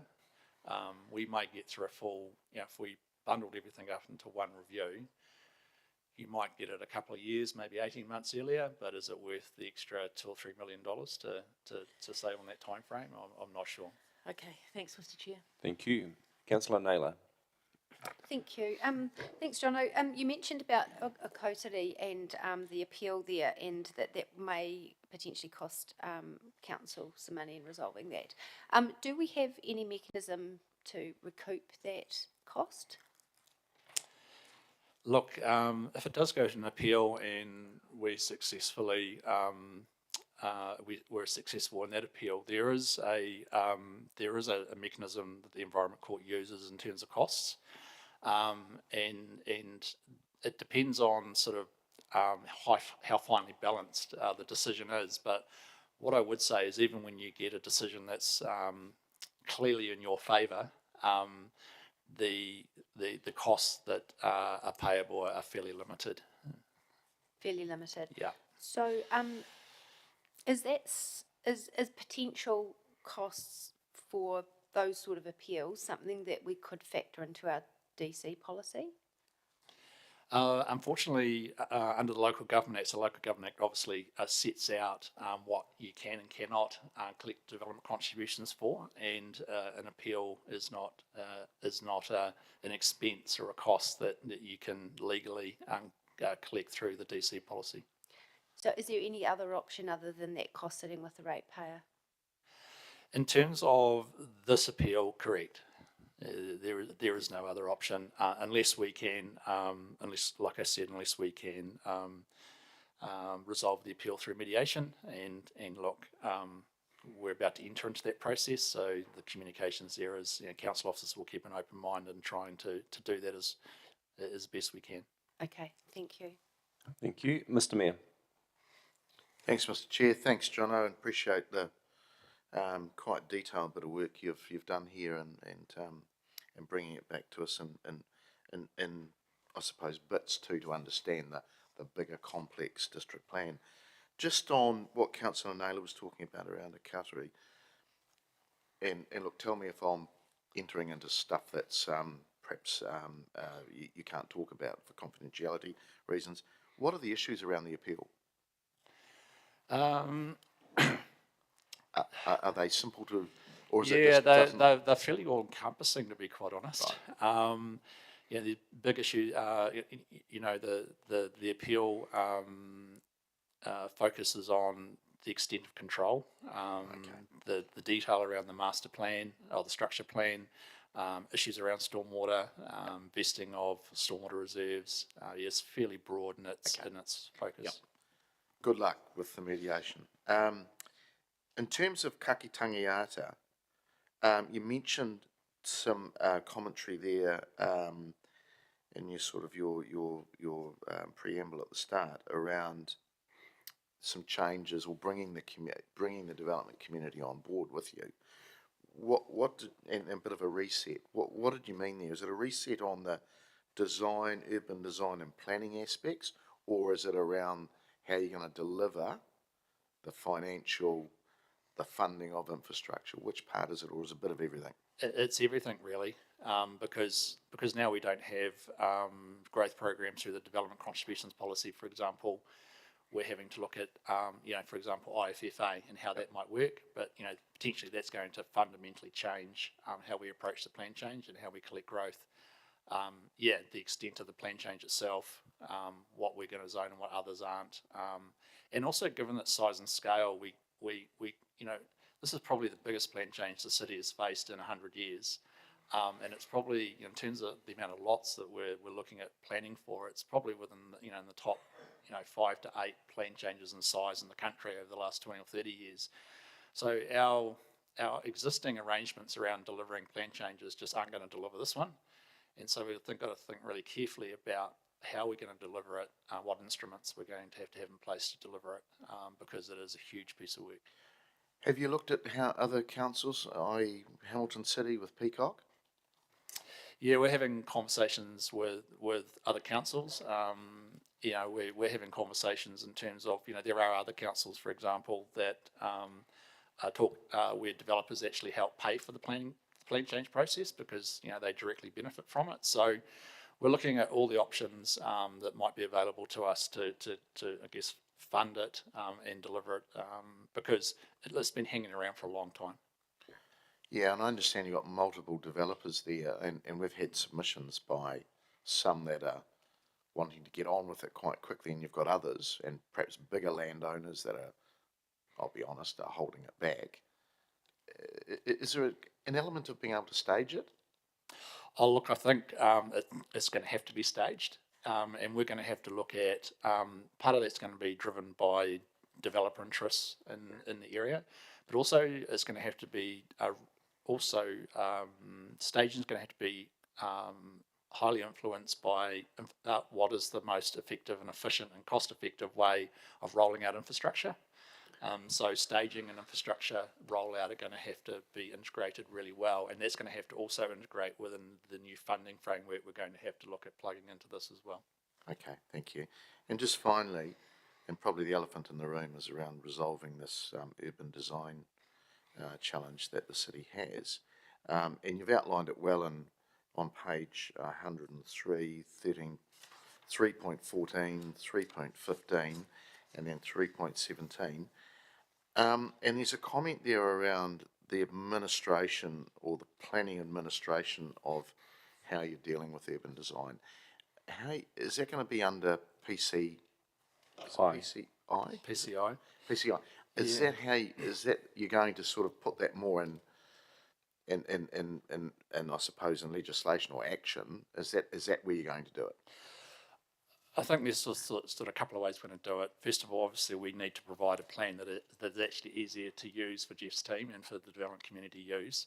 Part of that is Jeff's team sort of looking at how they administer the plan. Certainly, you know, some of the feedback we've received through the development community, it's the urban designer that's making the decision on the consent application, not the planner. Yeah. So we need to put in place, I guess, supporting actions for both Jeff's team, but also a plan that actually enables the planner to make the decision. So at this stage, sorry, Mr. Chair, I've just got a couple more. Just want to tease this out so I get it right, and perhaps other elected members understand. So at the moment, the urban design in the district plan don't actually, it's not in legislation that they have to sign off on the consent, it's the way we're administering it internally? Is Yeah, that look, how- look, Jeff and I have had discussions about this, and yeah, the plan doesn't make it easy for them, but also, we do also need to review planning practice as well in terms of how we're making our decisions. A planner is an evaluative expert, so whether it's a plan change or a resource consent, you have technical input into that decision. So you could have an urban designer, a transport planner, but at the end of the day, it's up to the planner to then weight all that evidence as an evaluative expert and make a decision. And we need to make that easier for our planners. So at the moment, we're just defaulting that or pushing that to the urban design person? The impression from the market anyway is that we're doing that at times, yes. The impression, or it actually is happening? I think that would probably be a question for Jeff to answer. I don't want to put Jeff on the spot here, but we have had discussions around how practice occurs, and we've come to the conclusion that look, whatever role a planner plays, there's always going to be room for improvement. But this isn't a planner, this is an urban designer, isn't it, that I'm talking about? There's a difference, isn't there? Oh, there is definitely a difference, and when it comes to consenting or plan changes, it's the planner that should be making the decision. Yeah, kia ora koutou, Jeff Baker, Manager of Planning Services. Yeah, just tuning into the conversation. I mean, to Jono's point, ultimately planners are evaluative. We're evaluative people. We weigh up all the different things in front of us. Because of the way the district plan is set up and the high importance that this council has placed on urban design over the last 10, 15 years now, a significant amount of weight is put on urban design decisions. Probably more so than most other things that we consider.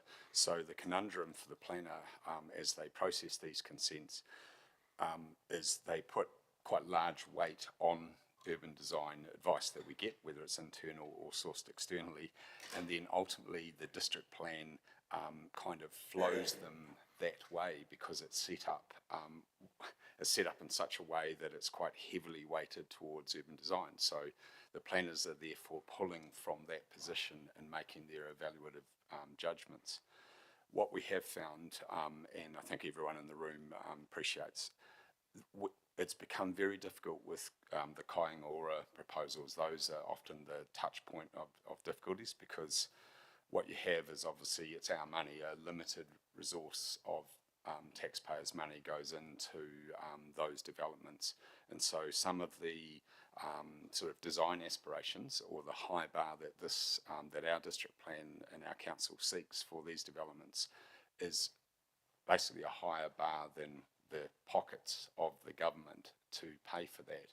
And so what that's happened at the ground floor level for me and my team is that in practice we get into long-winded debates, discussions and arguments and often stalemate positions over the extent of our how much of the urban design factors play into it.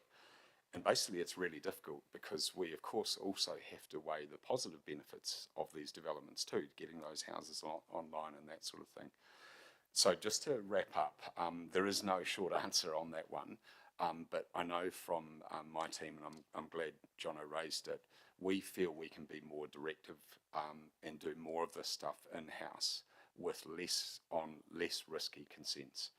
Where there are larger consents of a large multi-unit scale where there could be effects on neighbours or on a wider scale, those things will take time because they need it. But we have identified a number of consents in more suburban environments where we think it would be pretty safe to do a lot more proactive approach, working with the customer and trying to get a 70% result rather than a 95 to 100% result. So Jeff, I wasn't actually talking about Kāinga Ora, but you just brought up another issue. Yes, so it was an example. Yeah. And you were at the meeting which 95% of the city's builders and developers fronted you on. So do we need to give you a directive if we're still going to go down? Your answer gave me the impression you're going down the same lines. are you going to continue going down the same lines, or are you going to change your internal administration? I think what we're looking to do is change, upskill staff to provide stronger decision making where they can in-house on consents that are safe to do so. So that's on me and my team to do that. And we have the support of Jono and Dave, who are going to work at the district plan to make the district plan easier for us to do that. I can't sort of commit at this point. I can't provide a sort of a broad brush statement on it because it depends on the different cases. But I mean, you have my assurance that we are looking at options to try and, where we can safely, to push those consents through quicker, because ultimately, when we've observed them built, I think there's been cases where we've probably overcooked some of the consenting elements, and then when you've actually seen it built, it's been, we possibly have overcooked it. So there are some cases there. So absolutely, we're going to upskill staff to do that. But it's a package approach. It has to come from the work that Jono's presenting here. That also has to help us to give us the platform to enable planners to do that. And I really just wanted to know if it's a yes, we're going to try and get there, or it's a no, we're quite happy where we are, because I'm feeling a little bit mixed with what your response. So I'm going to put something on the table if we can't get something happening. Yeah, I think I can cut to the chase. No, I'm not happy where we are. I deal with this at the coalface day in, day out, and it's difficult. And yes, we want to change it. We believe we can, and we believe we can do it. I'm happy with that answer. Thank you. Okay, great. Councillor Zebulon, and then finally Councillor Barrett.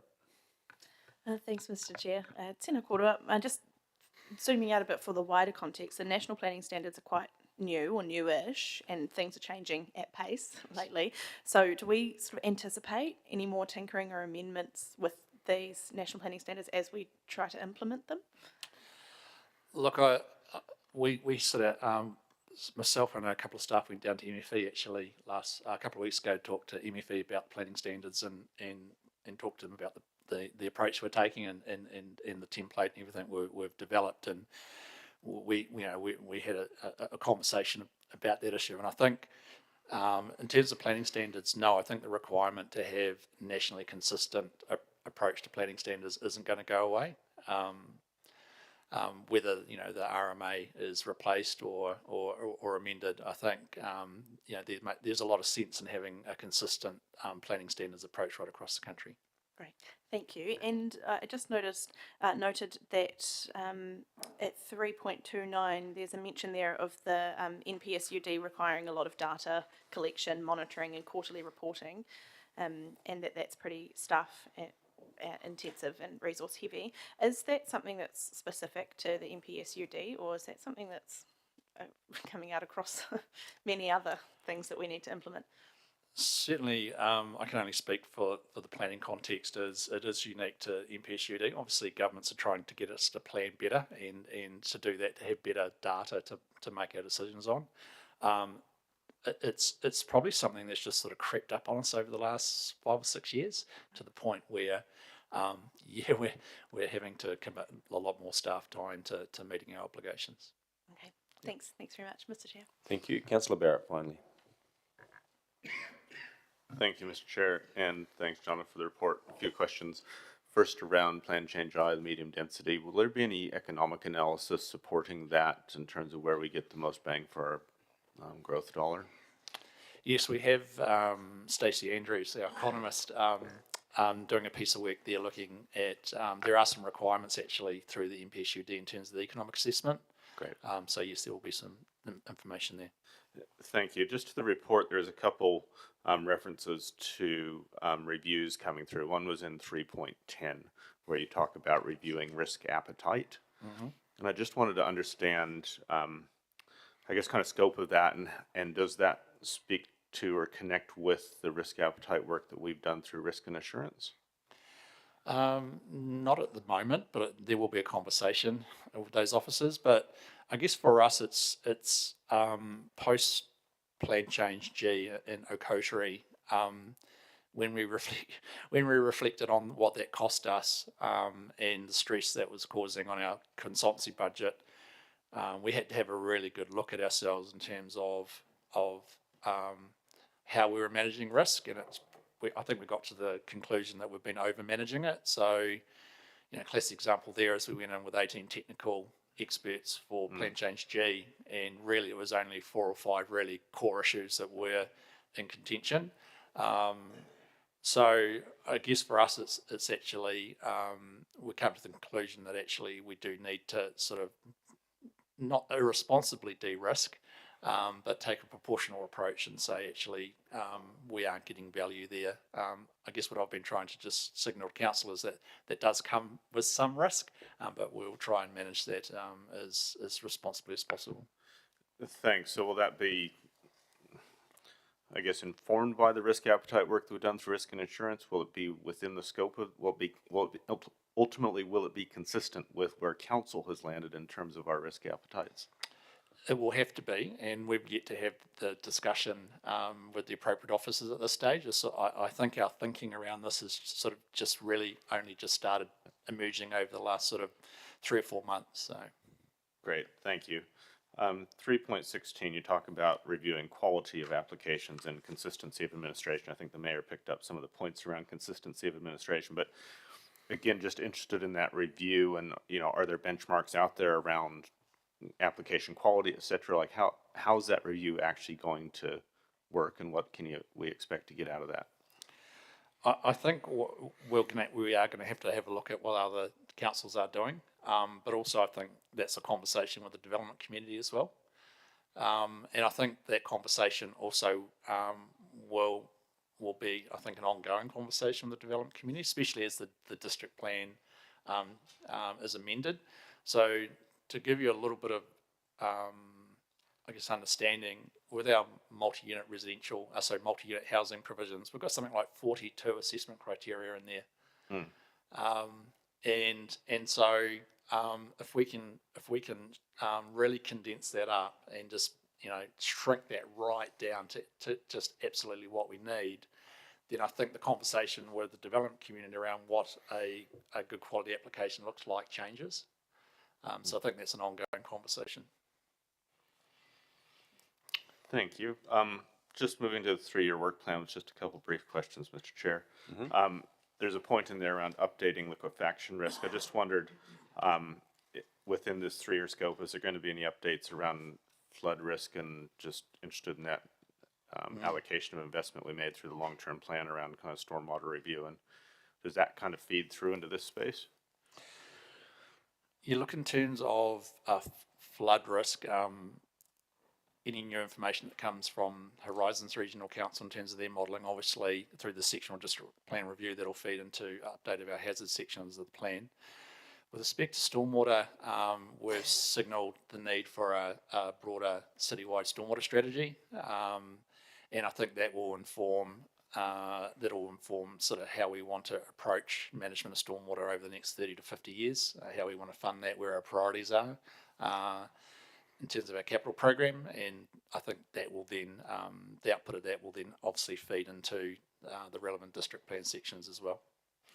So in terms of your actual work plan for the 3 years ahead, is there any explicit space around flood risk or stormwater? Not with respect to flood risk, but with respect to stormwater, at this stage, our work program really will be informed by that stormwater strategy and any stormwater modelling that we do for plan changes. So, for example, we've done an extensive stormwater modelling for PCI, and obviously that information feeds into the decisions around where we will and won't rezone land. Great. Thank you, John. Thank you, Chair. Thank you. No further questions. Thank you, John. John, I appreciate that. I'll move the recommendations that are before us, that the committee receive the memorandum titled City Planning Priorities and 3-Year Work Programme presented to the Strategy and Finance Committee 14th of August, seconded by Councillor Naylor. Open up for those that wish to comment or debate. Councillor Johnson. Thanks, Chair. Look, I thought this was a really helpful report, actually, and timely as well. and it's good to see what's in plan. I do have some concerns about the amount of work that's planned over the next 3 years, knowing the resourcing constraints and as the officer said, the costs of doing some of these plan changes. So I wonder how achievable it is. But anyway, it's good to see that the thinking has gone into how we might do things. And I just thought I'd make some comments in terms of the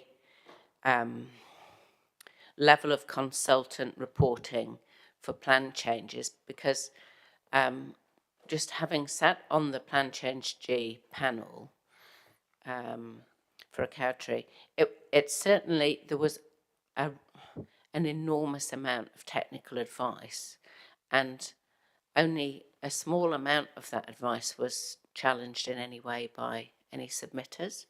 And so I do think, whilst I'm hearing Councillor Barrett's comments around risk, but I do think we have to be more pragmatic, I suppose, in the amount of reporting that we commission for a plan change.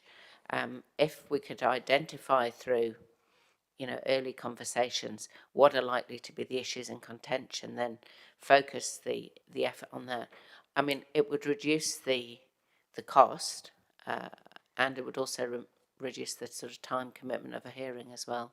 So, I'd be supportive of that kind of change, because I think if we want to, it is super important work to, shape the city and provide opportunity for growth, for housing, for business, etc. And we need to try and get it through without undue delay. So I would be supportive of a change in approach that focused the reporting much more on issues in contention and less so on issues that were pretty much agreed across all parties. Anyway, thank you for the report. It's very useful. Thank you. Mr Mayor. Thanks, Mr Chair, and thanks, Jono and the wider team, David and others that, excuse me, have fed into it. And look, Councillor Johnson is right, there's quite a lot of work to do there. But I think it's concentrating on perhaps some of the things you can do relatively easily and that's where I was teasing out the questions around the planning administration. Is everything in our district plan bad? Absolutely not. In fact, it's pretty damn good. And the actual community, development community and building community has said that to us. I think it's the way we're sometimes dealing with it, where a planner gets trumped by an urban designer. And I'm sorry, I have to say that, because I've seen it firsthand, where there's probably been a bit of tension in the building and it gets trumped by somebody else, I'd have to say at a lower level. So, look, if you went, I've attended a couple of things where we've got Kyang Order, which is another issue altogether, where I've had government ministers comment to me about, what are you guys doing? Group builders. We've got a group builder, I won't name them, who cannot build in the city because the plans don't fit, or the urban designer doesn't like what's on the plans. We had a regional meeting of which the CE and a number of officers attended, and it had 95% of the city's building community there. Now, they come to some elected members, myself and other officers in different times, but then they decided they were going to send a real message about what was happening. Now, they do like urban design, don't get me wrong. They feel it has some real benefits. It's just it's got out of kilter. And the challenge was to our officers, why are you letting it run the roost? Why are you letting it control everything? So the ball's back in the officers' court now. I'd like to see PCI, and I think you can do that relatively quickly and inexpensively without having to change massive things, by just a tweaking of how you run things internally. If you don't with the sector, we'll find the sector starts to walk away. Some have already, and our consents are starting to tell us, the data's starting to tell us that they have started walking away. We're strong in commercial industrial, but we're starting to mess with that as well. And if we don't get on top of it, I'm just warning you as a council, we will have some seriously average numbers. So please, to the officers, take it seriously. I know it's a balanced game. There has been some real benefits on urban design, but it's got out of kilter. So please, please look at it seriously. That's my plea to you. Thank you. Thank you. Councillor Hapeta. Thank you. Thank you to Jono and his team for putting this paper together. Exactly the same words as the Mayor and Councillor Johnson. Very ambitious plan for the next 3 years, probably too ambitious. I think there's a hang of a lot of work here to do, and I agree with the words of Councillor Johnson. I do think that maybe focusing not on everything, it's like spreading the Marmite way too thin across everything. I do think we should chunk it and just do things that we should do really well and not try and do everything, because this looks like we're trying to do everything for everybody, and I think we should try and focus on a few things rather than try and focus on everything. I just totally agree with what the Mayor and Councillor Johnson have said. You've heard what the Mayor has said about the development community, and I think you've heard it you personally yourself. I think we've got to start listening, otherwise our community, that community will completely go. But yeah, I'm totally in that camp. Thank you, Mr. Chair. Thank you. Councillor Barrett. Yes, thank you. Concurring, certainly there's a huge amount of work here, and do appreciate the report coming through, because I think it gives us an appreciation for what is heading your way and heading our way. Just to comment a little bit around risk appetite, the point that I was coming from and hoping to make, is that through risk and assurance, I think we have, for better or worse, taken a fairly moderate approach to risk, and it did feel that actually that provided an envelope for Jono's team to actually, be more relaxed around some of those risk parameters that they're thinking about. So I actually think there's a reasonably consistent approach there that can be achieved through considering the risk appetite work that we've done through the Risk and Insurance Committee. And yeah, around urban design, there's huge value in getting that right, but it does need doing well. So interested to see how that practice changes over time. Thanks. Thank you. Councillor Zebulon. Thanks, Mr. Chair. And yeah, I do appreciate everyone's comments, particularly where things are out of step.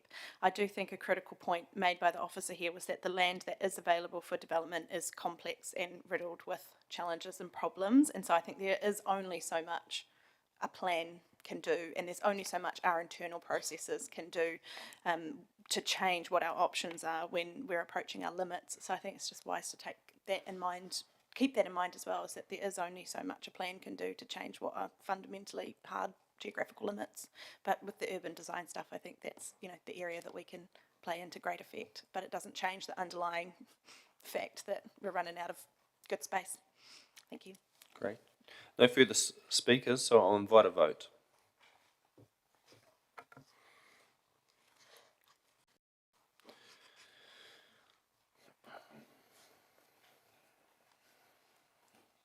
That has passed unanimously, 13 votes for. That will bring us now to have a morning break. We'll reconvene at past, so enjoy your time.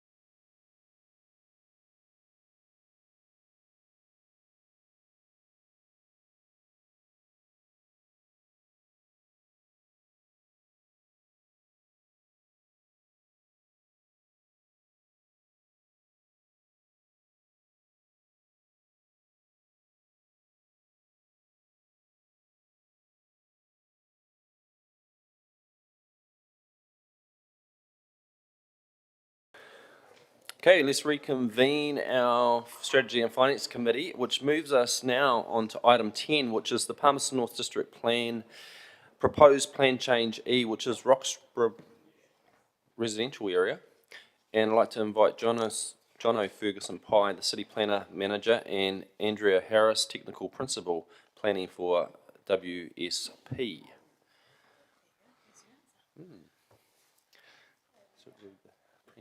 Welcome, the floor is yours. Kia ora koutou again. Plan change E. I'll just quickly introduce you to Andrea Harris. Andrea is a consultant planner who's helping us with this plan change. Interestingly, actually, Andrea has recently been appointed the chair to the New Zealand Planning Institute, so it's lovely to have actually the chair of the NZPI in the city, which is fantastic. Aaron, just like to introduce you to Amon Guthrie, just sitting at the front there. Amon has started recently with us as a senior planner. He has spent a number of years in our consents team, and Amon is working alongside Andrea to progress the plan change from where we are. Before I hand over to Andrea and we get into the substantive nature of the report, just a couple of things I'd like to quickly talk about. While Andrea is managing the plan change at this point, the plan change itself is actually largely drafted by Tara Leonard, who is an intermediate planner with our policy team, who's since gone to consent. So just like to acknowledge the fact that she wrote a lot of these provisions in the Section 32, and Andrea sort of provided her with some support now that Tara's with the consents team. It was just sort of logical for Andrea then to take over the back end of the process. For those councillors that sort of aren't overly aware of the first schedule process and where we are with the plan change process, essentially where we are is coming to you asking for public notification, and if you're happy to notify the plan change, we then notify that for public submissions. We then summarise those submissions, and then it goes out for what we call further submissions. We summarise those. Potentially we might go to a pre-hearing meeting to try and narrow issues from submissions with submitters before going to a hearing that's run by an independent panel. The independent panel will then issue a decision, and then any submitter who isn't happy with the decision has the ability to appeal to the Environment Court. So just a quick summary of where we are in the process. And look, in terms of Roxburgh Crescent, has been around a while. We've had a lot of discussion with landowners. What I would say is the approach to rezoning industrial land like this has been quite common over the last 20 years. So we have a number of industrial enclaves around the city where they've established in the 20s, 30s, 40s and 50s, and then over that time residential development has sort of grown around those enclaves, and so there are a number of other examples in the city in the last 20 years where we've had similar rezoning proposals to rezone to residential, so you get a better sort of interface, because residential surrounded by industrial, which is dirty, noisy activity, isn't ideal. So we've still got a few more sites that we need to manage over the next sort of 10 or 20 years as the opportunities arise to decant out these industrial areas from areas where they've been enveloped by residential development. So just to provide some context, I'll just hand over to Andrea. Good morning. Just quickly, obviously the Roxburgh area is it's an area of industrial activity, as Jono just said, and it's very much a historical anomaly. And retaining it doesn't make good sense in terms of the future for the city. A big driver for this plan change was actually the predominant landowner coming to council and saying that they were interested in residential development. That's actually what started this whole process. In terms of a little bit of technical details, we're looking to rezone around 4 hectares of land to residential. We've got a minimum lot size of 250 square metres, which equates to around a housing yield of around 105 houses. The intent behind the plan change is to enable choice for people that want to live in a higher density area, and to enable some higher density living. One of the key things that we've introduced is permitting a height of 3 stories near the stop bank, and that's for people to be able to take views over the stop bank and up into the upper reaches of the river and beyond. And it would be 2 stories where it actually borders an existing residential property at the moment, so recognising a transition between the new area and the old. Density for this area has been limited by stormwater management issues, and so that's why we've landed on the 250 square metres. Just also wanted to note that we've had 2 rounds of engagement with the community for this plan change, and so this will essentially be, notification will be 3rd time. You'll see through the paper that the Minister of Conservation, through delegations, has approved the reserve exchange subject to conditions. These conditions are standard conditions for us. There is also some additional land that council owns at the moment that needs to go through a separate process, and that land would be to reclassify it into road, but for the purposes of parking, we're up against the new reserve in the centre, so it actually creates a car park area. So just wanted to highlight it as well, and available for any questions. Great. There is a member, and starting to invite them now. So Councillor Barrett. Thank you, Mr. Chair. Thanks, John, and thanks, Andrea. Just a couple questions. I might start around contaminated soils and industrial sites, and just wanted to understand from a process point of view if there were, contamination issues undiscovered, unknown to us at this stage. Like, at what point through the process would those liabilities be our problem rather than the current landowner's problem? They sit with the landowner. There's already technical reports that have been done to identify where that contamination is, and I understand the landowner's already working on some aspects of that to remediate. And they continue to sit with the landowner even if the land purpose is changed to residential, and even if subdivision occurs, everything continues to sit with the owner, or does it eventually come back to council? Okay, thank you. Wanted to ask around one of the provisions around saying that the subdivision consent must not be publicly notified, and just wondered if that was a kind of standard planning practice now in terms of how we approach things, that we only really notify at the zone change and not at the subdivision stage? That provisions come in similar to other provisions for similar areas around the city. I'm pretty sure it's also in Hokowhiru for the lagoon area down there that was rezoned. The issues are well known, what we're looking at in terms of the plan change, and because we are doing 2 stories right next door to existing residential, there's no difference between the existing residential area anyway. So that's where the provisions come from.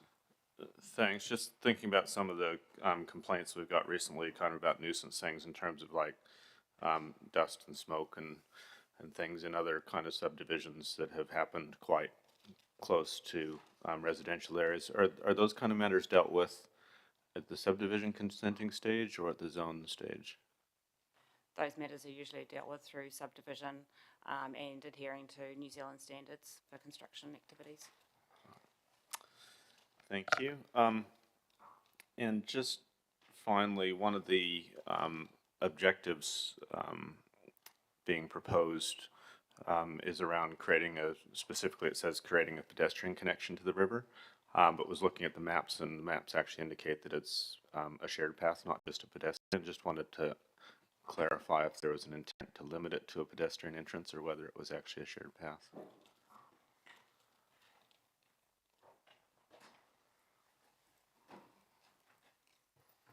No, council, definitely a shared path. It's probably just some use of language that we should have been clearer on. Great. Thank you. I think that's it for me. Thank you. Okay. Councillor Zabellan. Thanks, Mr. Chair. Thanks, everyone. I just wanted to confirm on the structure plan, the site of the proposed car park, and so is that, because this is just, it confused me a bit when I was reading through, is the proposed car park in the strip that's labelled D on the structure plan, and the area to the right of that is open space reserve?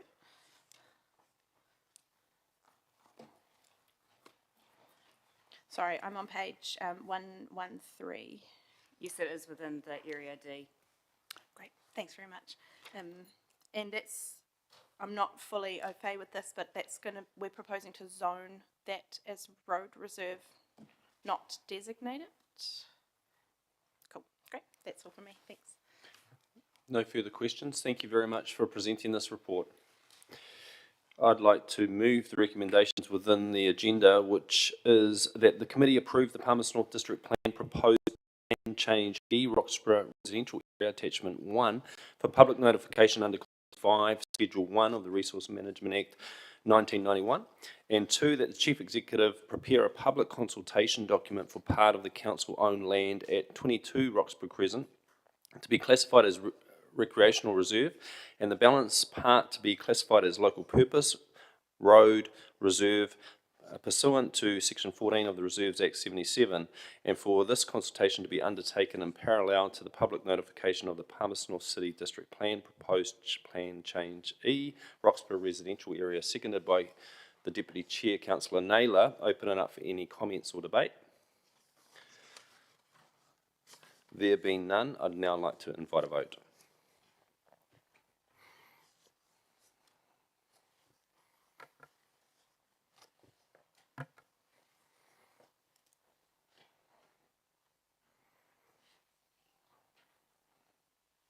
That's passed unanimously, 12 votes for. That moves us to item 11, which is the statutory review of the Signs and Use of Public Space Bylaw 2015, Section 155 of the Local Government Determination Report and indication of the review of the Policy for Use of Public Spaces 2019. Invite Anne-Marie Mori, Policy Analyst, and Stacey Solomon, Policy Analyst, to present this report. Thank you.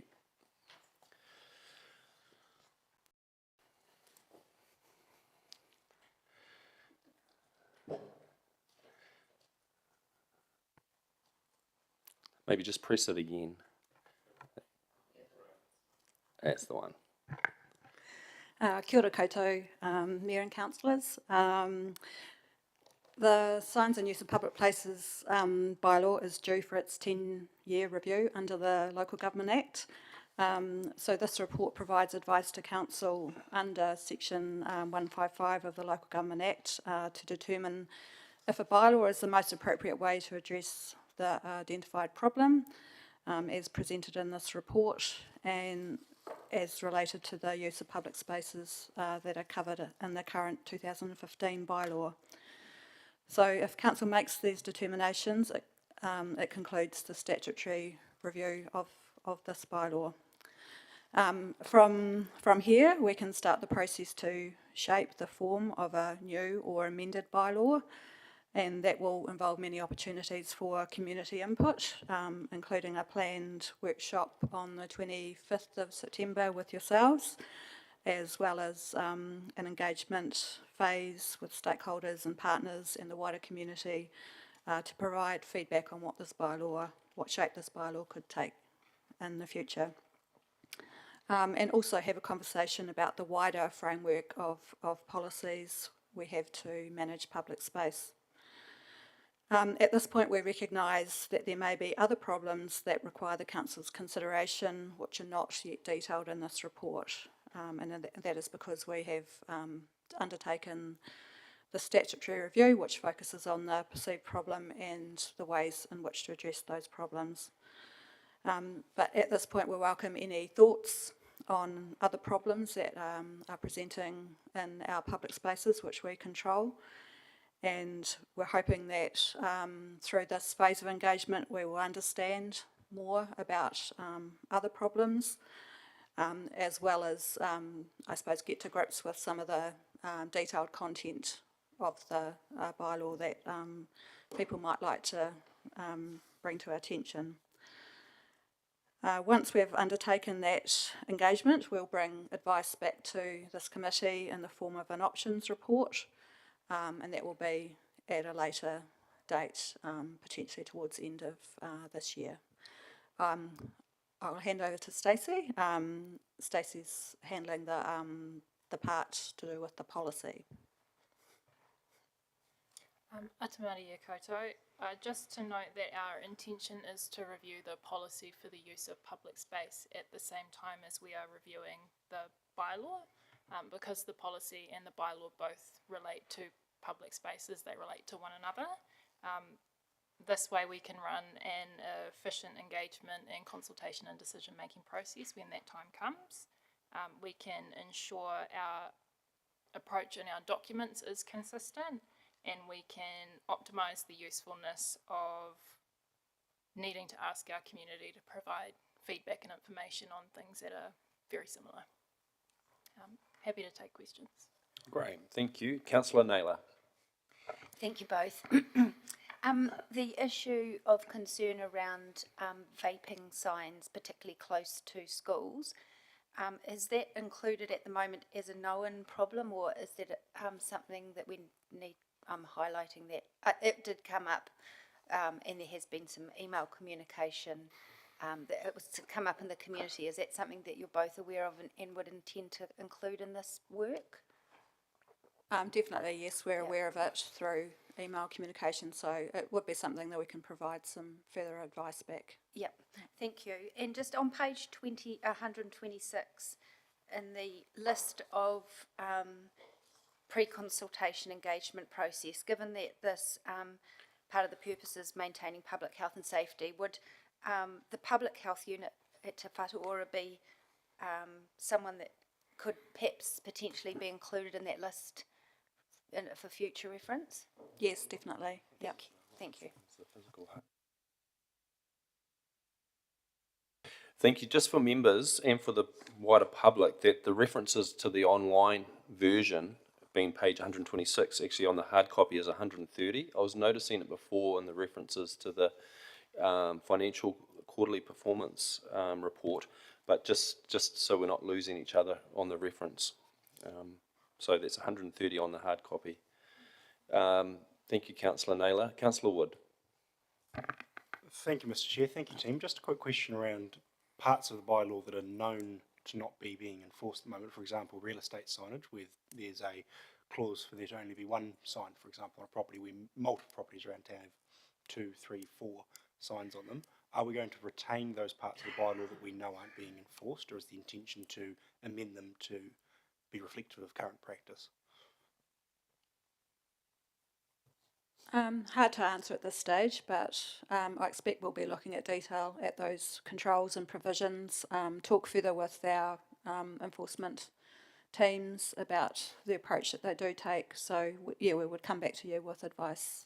And do we proactively enforce this bylaw, or is it more of a reactive? If somebody puts a complaint in, we'll then investigate it, or do we actually go and investigate whether or not signs are following the bylaw? My understanding is that it's reactionary. Thank you. Thank you. Councillor Barrett. Thank you, Chair. Just in terms of the options that are being looked at in the overall review, are you thinking about seeing it from a problems point of view, or from an opportunities point of view, or both? The legislation directs us to look at or consider things, in terms of a problem or the perceived problems, which seems quite negative, but definitely I think that we can, particularly with the work alongside the review of the policy, can start to think more about opportunities. And I'll let Stacey perhaps talk to this, but I think the policy for the use of public space is probably more about enabling opportunities rather than regulating things at the kind of other end of the spectrum. Cool. Yes, I agree with what Anne-Marie said. The policy outlines the commitment of the council to encourage and enable diverse activities and events in public spaces at this time. So the policy would have more of that opportunity to focus on future opportunities, whereas the bylaw has more of a regulatory function, though they do go hand in hand. So as we go through our early engagement with elected members, with stakeholders, with the community, we'll be able to identify what those opportunities might be and if it's appropriate to include them in either the policy or the bylaw. Great, thank you. Thank you. No further questions. Thank you both for presenting this report. I'll move the recommendations associated with it from the Chair. That the Strategy and Finance Committee receive the findings of the Palmerston North Sign and Use of Public Space Bylaw 2015 review, section 155 determination report, including attachment 1 to this report. 2, that the purpose of the meeting, that requirements of section 155(1) of the Local Government Act, that the committee agree that A, the perceived problem is that the shared use of council-controlled public places in Palmerston North can create health, safety, nuisance and accessibility issues. B, a bylaw response is the most appropriate way to address the perceived problems. And C, that the statutory review of the Palmerston North sign and use of public places bylaw 2015 require the section 155(1) of the Local Government Act is complete. 3, that the Chief Executive prepare further advice for the committee on amending the current bylaw for consultation, approval, including the determinations needed to meet the requirements of section 155(2)(a) and (b) of the Local Government Act.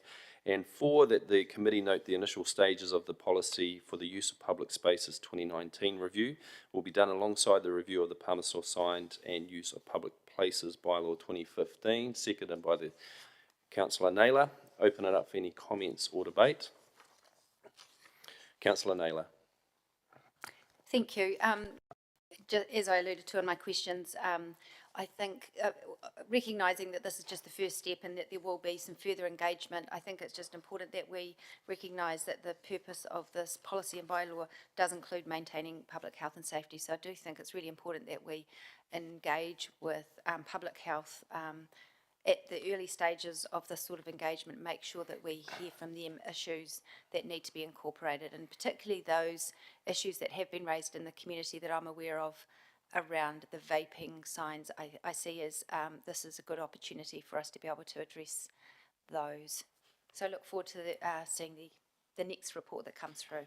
Thank you, Councillor Naylor. Also picking up on the presence of the vaping signs and the issue that there was an allowable activity, even considering the location close to schools as an example, and that reverse sensitivity issue having very little ground for us to kind of push back on. So therefore, it seemed like there was a gap in a policy like this, and so therefore public health's input and also the review of the status of that that particular item, I think, will get captured in this review. So as long as that happens, I have a level of comfort. No further speakers. I'd now like to invite a vote.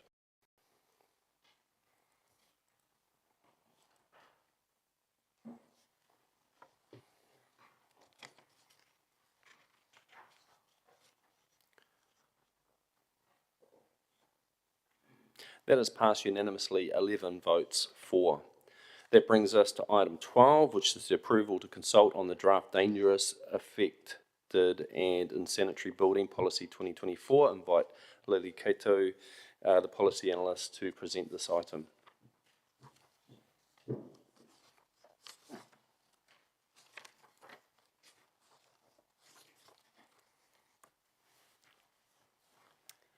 Tēnā koutou.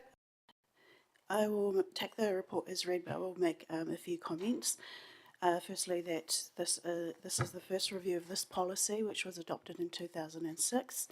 It is a policy that is required under the Building Act 2004, and it's the main purpose is for council to set out in this policy how we identify and remedy buildings that meet the definition of dangerous, affected or unsanitary.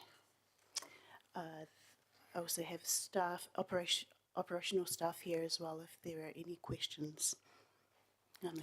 Great, thank you, Lily. I'll open it up if there are any questions. Councillor Barrett. Thanks, Lily. Is there opportunity to go after buildings that exhibit a high level of neglect?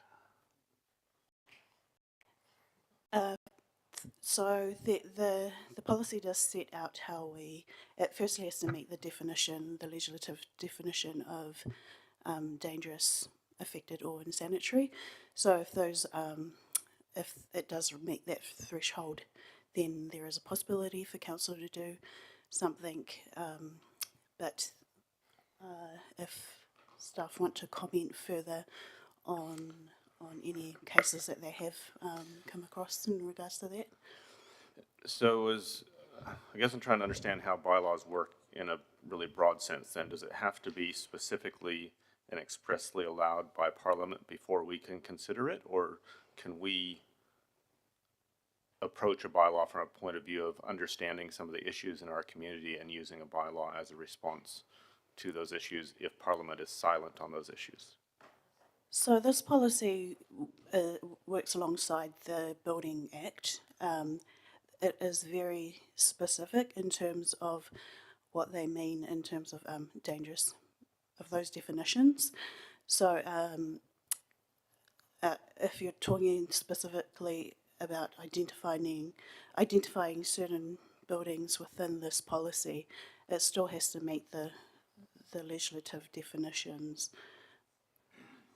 So I'm not sure if that answers your question. I'm not entirely sure on what your question is, sorry. Probably pause that line of questioning, might take it up offline in terms of trying to get my head around it a bit too. Can I ask what the actual enforcement actions are that are available under the Act? Like there's reference to enforcement actions, but what actually can we do? So once council satisfies, or they've satisfied themselves that the identified buildings meet those definitions, there are powers that they can invoke under the Building Act, so that they powers to remedy and lessen the risk of those buildings being dangerous, insanitary or affected. I'll pass on to Lee if he wants to comment further on that. Kia ora koutou, ko Lee Sage, Doko Winoa, Manager Building Services. The Act is quite specific around definitions of what is dangerous, affected or insanitary. MB's provided some guidelines and some templates to work through those processes, but it is quite limited in terms of how a building can be determined dangerous, affected or insanitary.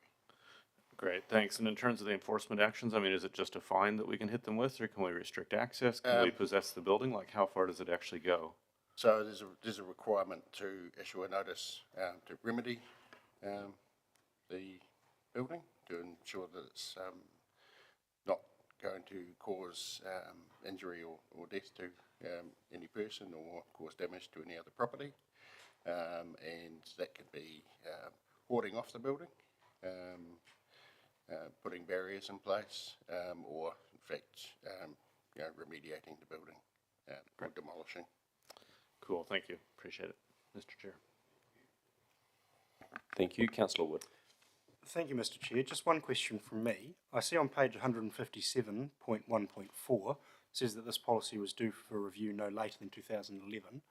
I note that that's 13 years ago. Just want to get an understanding of whether it was an intentional decision to delay this review until now, or if it was missed. Sort of why are we doing it now, not in 2011? Sorry.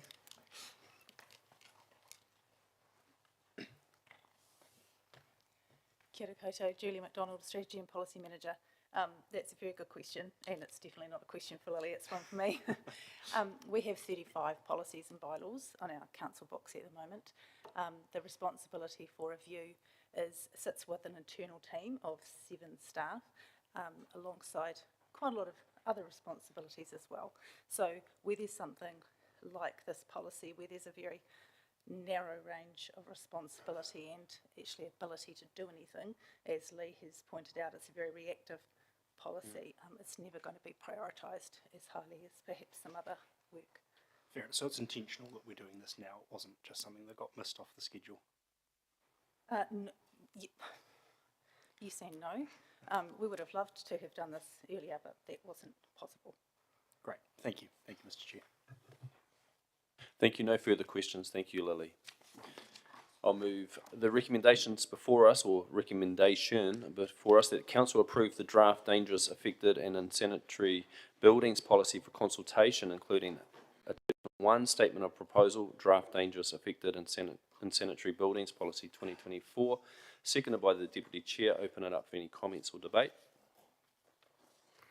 There being none, I'd now like to invite a vote.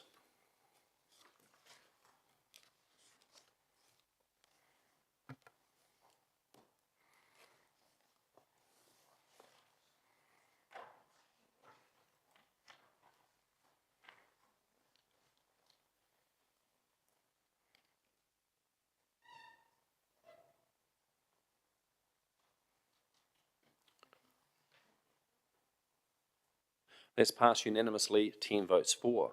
Now brings us to item 13, and that is the reserves declaration and classification item, and invite Aaron Phillips, Activity Manager for Parks, to present.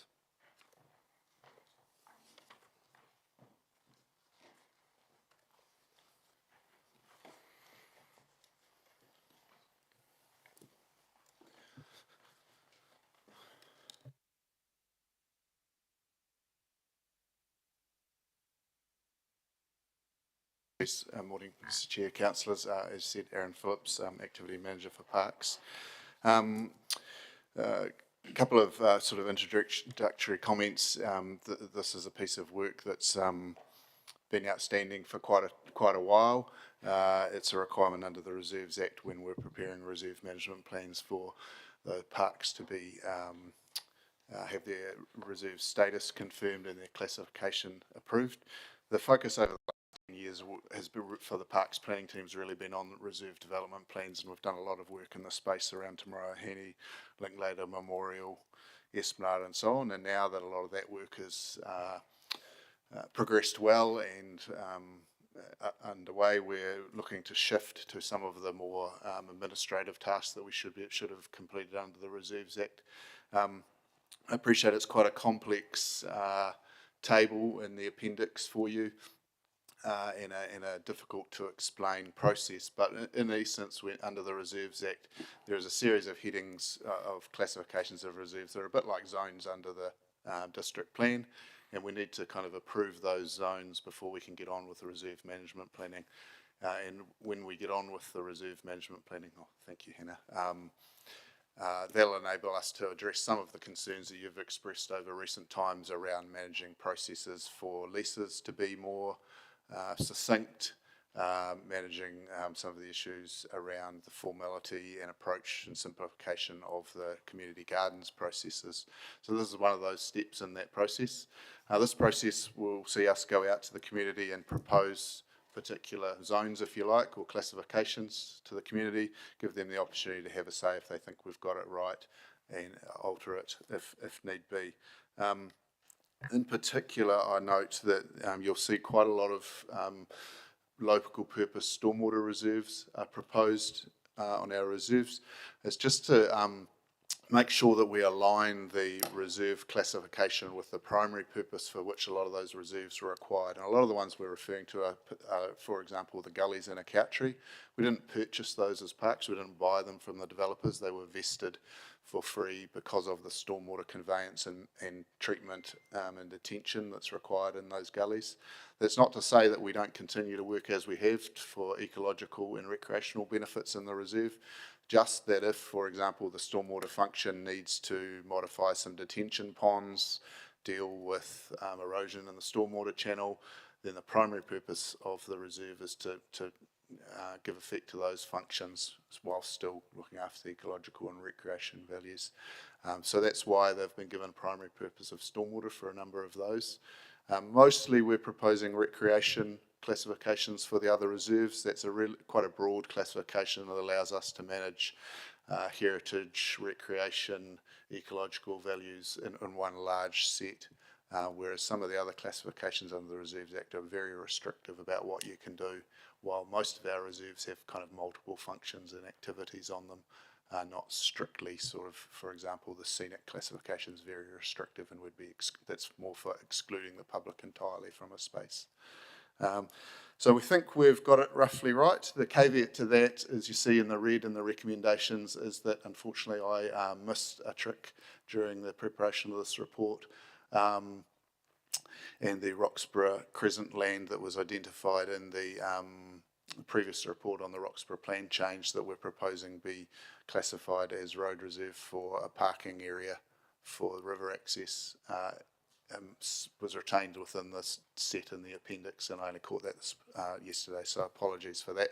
A relatively minor correction to the recommendations should resolve that. And otherwise, I'm happy to take any questions that you might have. Thank you, Aaron. I'll move into questions. Councillor Johnson. Thanks, Mr. Chair. Thanks, Aaron. I guess my main question is if this is actually an advantage to us to do this, because I seem to recall lots of situations where we've actually been quite relieved that a piece of land hasn't got reserve status, because does it not tie us up more in terms of, introducing a whole another set of criteria that we have to follow if we want to do anything with that piece of land? You're right, there's pros and cons to any of these processes. If we were looking to do something different to the land that involved disposing of it, there's already clauses, hopefully I don't get my clause number right, I think it's 238 or 208 in the Local Government Act that requires that anything that's used, that was acquired for or used as a park under that definition of park in the Local Government Act requires public consultation anyway. So giving it reserve status won't change the requirement to do some good community engagement if you're proposing to do something particularly different with a park. And I think the definition of disposal can be changing its use from a park to some other use. So it won't have a substantial effect in that case, but it will have a reserve classification and require us to follow the Reserves Act process. It will, the land will be administered by that act. Well, I'm just thinking of two recent examples. Yes. We take the Opie Place piece of land. We had to go through a double set of consultation on that because of it being a reserve. And then I'm also thinking of the community garden request from the Pacifica Centre in Bilbrand Park, and again, because that was reserve, it had my impression has been through, admittedly, individual cases and that have come to us, that we actually complicate matters by having reserve status on lands, that it makes processes more lengthy and difficult if there's a request to change the purpose of a reserve, or not necessarily dispose of it, but the Opie Place one, we had to change it to be local purpose. So I'm not sure, I'm yet to be convinced, I suppose, of the advantage in doing this. It just seems to be and I may be wrong, but it seems to be that we're tying ourselves up in legal knots, and it's going to make life difficult for us going forward. And then we're going to have to do reserve plans for each of these reserves. It just seems to be quite convince me that this is an advantage to us, I suppose. I didn't come quite prepared for that sort of pitch to make, but what the opportunity to streamline the processes comes in the reserve management planning process, so when we get to that, and we're proposing a general reserves policy approach, which will give the opportunity to streamline questions around leasing, community gardens, and some of those irritations that you've expressed over the recent times. That's the opportunity to streamline things. Quite a few of our reserves are Crown derived anyway, and so our opportunity to manage them is restricted through the way that we acquired them. Technically, we don't own them; the Crown owns them, and we're administering on their behalf. I'm comfortable that this will make things easier, but I appreciate the view that we have had some challenges. Kathy may wish to add to this. Let me try and convince you. So, councillors, one of the things about bringing a reserve under the Reserves Act and classifying it, there's an opportunity within the Act that has been given by the Minister that if an activity is anticipated in a reserve management plan, then we don't need to go through what we're going through at the moment with the leases. If it's an existing lease and we've got a reserve management plan in place, which we're intending to do, then you wouldn't go through all these processes we've been going through. If the reserve is not classified under the Act and it's not covered under that reserve management plan, then we'd be going through these additional processes. So in the case of Opie, if it had been under a more enabling reserve classification, which is what we're proposing for some of these reserves, then we wouldn't have gone through the double process that we went through.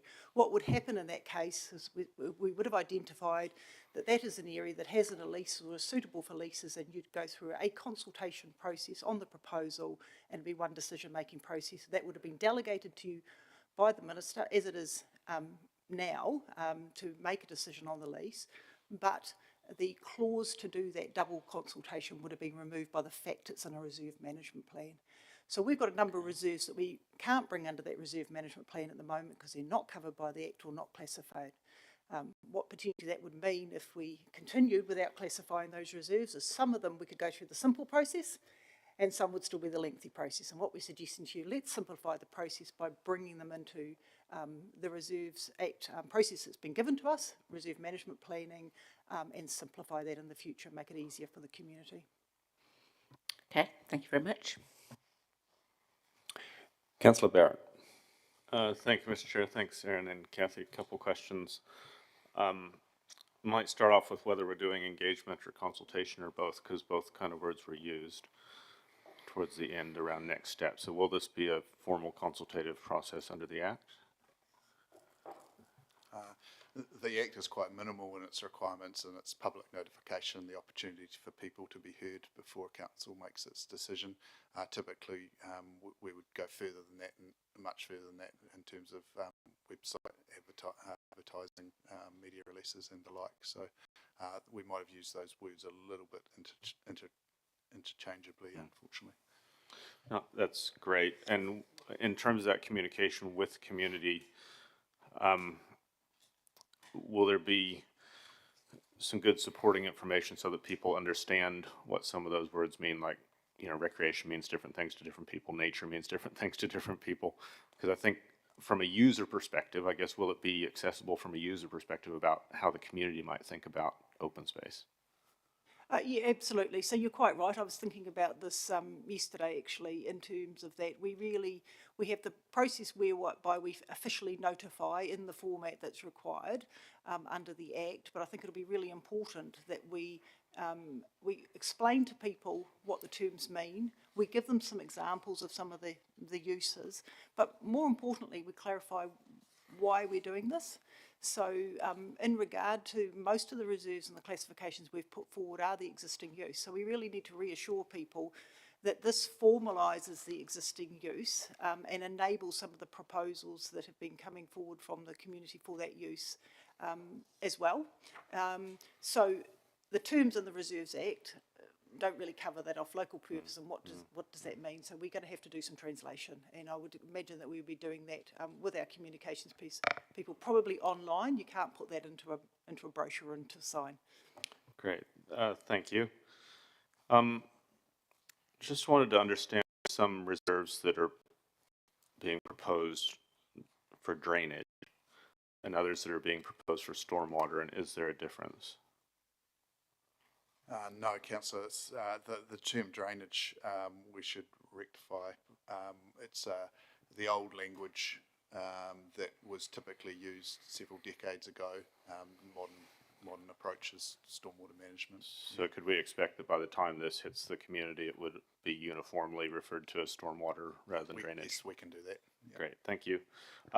And finally, what kind of thought was given in terms of how we manage catchments versus individual parcels, and just noting that in some cases, Taratia, Mangnoni, Takawa, there's kind of some parts of that catchment are recreation, other parts are stormwater or drainage and that kind of stuff. Are we thinking about kind of a uniform reserve status that kind of recognizes their function as a common artery in the blue network of the city? I hadn't reviewed the reserves along those catchments on that basis, but we can also go and have a look at that and make sure that we're being consistent along there. Cool. Great. Thank you, Mr. Chair. Thank you. Councillor Naylor. Thank you. Just following up on the issue that Councillor Johnson raised around the potential. I recall the through the long-term plan process, there was a resolution to ask officers to come back with some solutions to make the community garden process a bit smoother. What's the timing for that piece of work, and is there any potential that any of the solutions through that piece of work would be in any conflict with what we're being asked to confirm today? The community development taking the lead on working on the simplification of those guidelines, and they've started work on it recently, and we're working on that in parallel with this work so that the requirements under the Reserves Act marry up to the simplified garden guidelines. So it might be in, for example, the General Reserves Policy states that we will use a simplified project process that is in accordance with the guidelines. So this would contribute towards that rather than... Yes, it would. Yeah. Okay, and just the other question is, you said mostly this is with the existing use. Would it make it more difficult if council wanted to contemplate a change of use for any of these reserves? It would be similar to the process that we have gone through with other reserves, which if we, for example, classified it as a recreation now but wanted to shift that to local purpose community, we would have to go through that public exercise of reclassifying the reserve. Just adding to that, if council decided it wanted to change the use of a reserve to something other than something that is under the Reserves Act, for example residential, you'd still got your district plan provisions to consider anyway. And that's normally the main document or the main planning tool that comes in when you're changing the use of a space, is the district plan rather than the Reserves Act provisions. Okay. Thank you. Thank you. No further questions. Thank you, Aaron. Thank you, Kathy. Now I'd like to move the recommendations before us. I don't intend to read each one, just noting that, the difference from the order paper is that we're in 1 and 2 excluding Roxburgh Crescent. And so I'll move, seconded by Councillor Naylor, invite any comments or debate on all recommendations before us. There being none, I'd now like to invite a vote.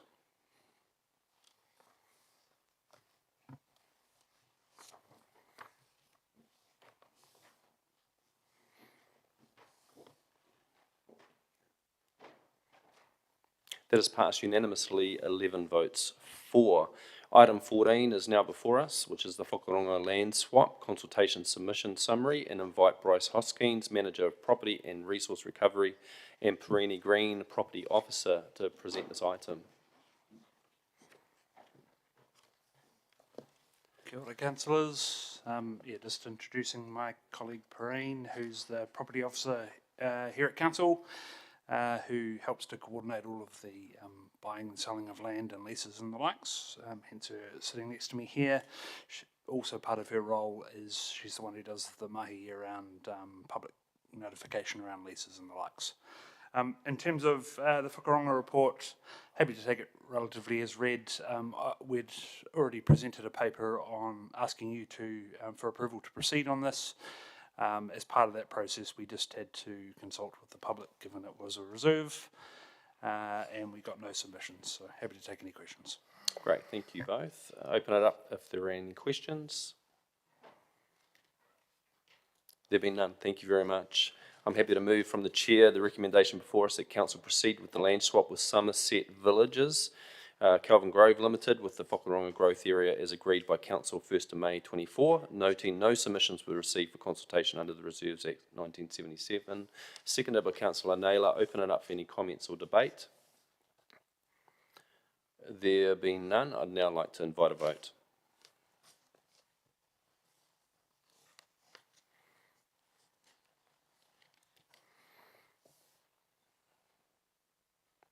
That is passed unanimously, 11 votes for. Now I'd like to invite you both back to present. We're going to take two items together, which is item 15, which is public notification of the community occupancy lease for Manawatu Amateur Radio Society branch, 20 New Zealand Art Incorporated, and also 16, which is the public notification of the community occupancy lease to Red Sox Sports Club Incorporated. We're going to take them both together. Thank you. Kia ora again, happy to take these two as read. They're both established leases and this is step one in the process. Happy to take questions. Okay, Thank you. Open it up if there are any questions on these items. There have been none. Thank you both.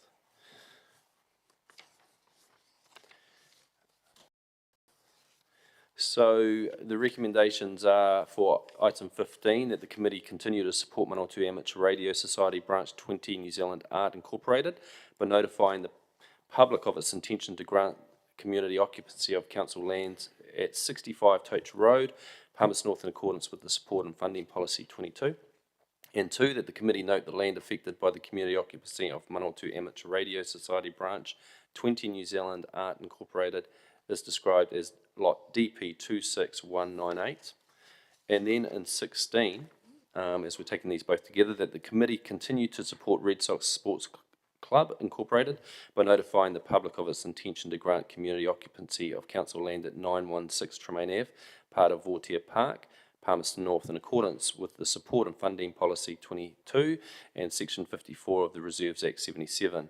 And 2, for this item, that the committee note the land affected by the community occupancy of Red Sox Sports Club is described as part section 249 TN of Palmerston North. Seconded by Councillor Naylor, moved by myself. Open it up for any comments or debate. There being none, I'd like to invite a vote.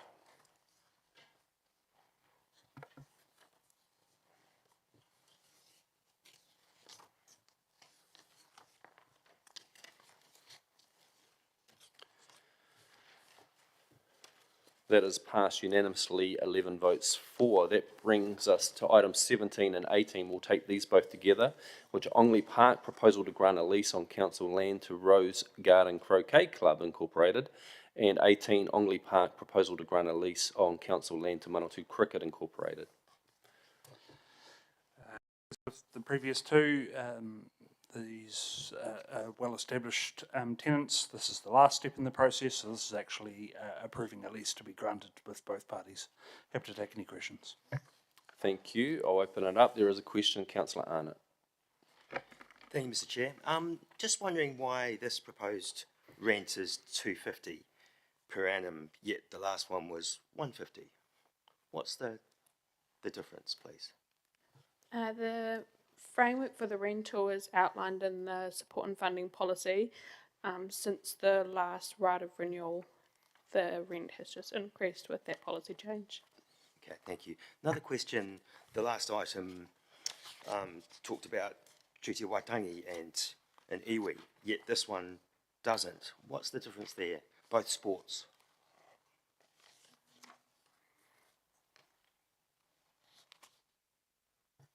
I believe that's just an error.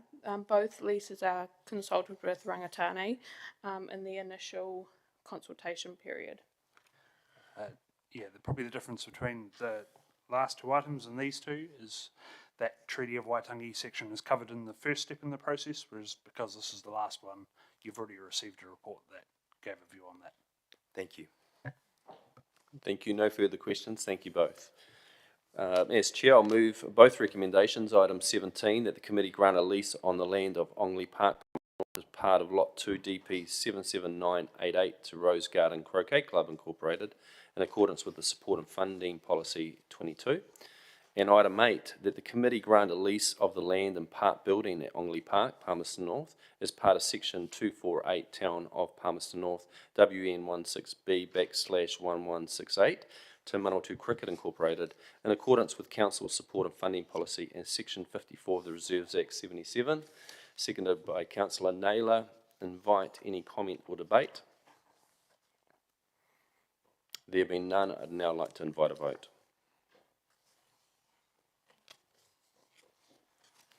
Do you have anything? Schedule.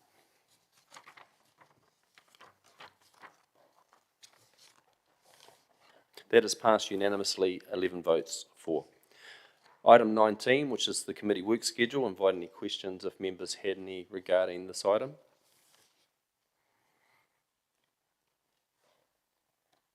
There being none, I'll move that the Strategy and Finance Committee receive its work schedule dated August 22, seconded by Councillor Naylor. Did I? 22, did I? I was going 22. August 24, back to the current day. Any comments, debate?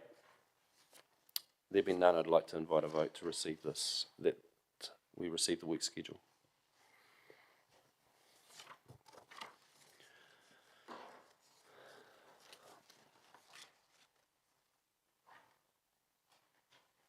That is passed unanimously, 11 votes for, none against. I'd like to now call on Councillor Zebelin to close with karakia.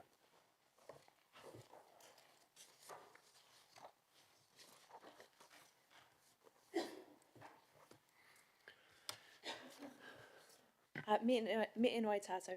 Kia puta ki te whaiau, ki te ao marama, whakamaua kia tīna. Tīna, Haumie, huie, tā kie.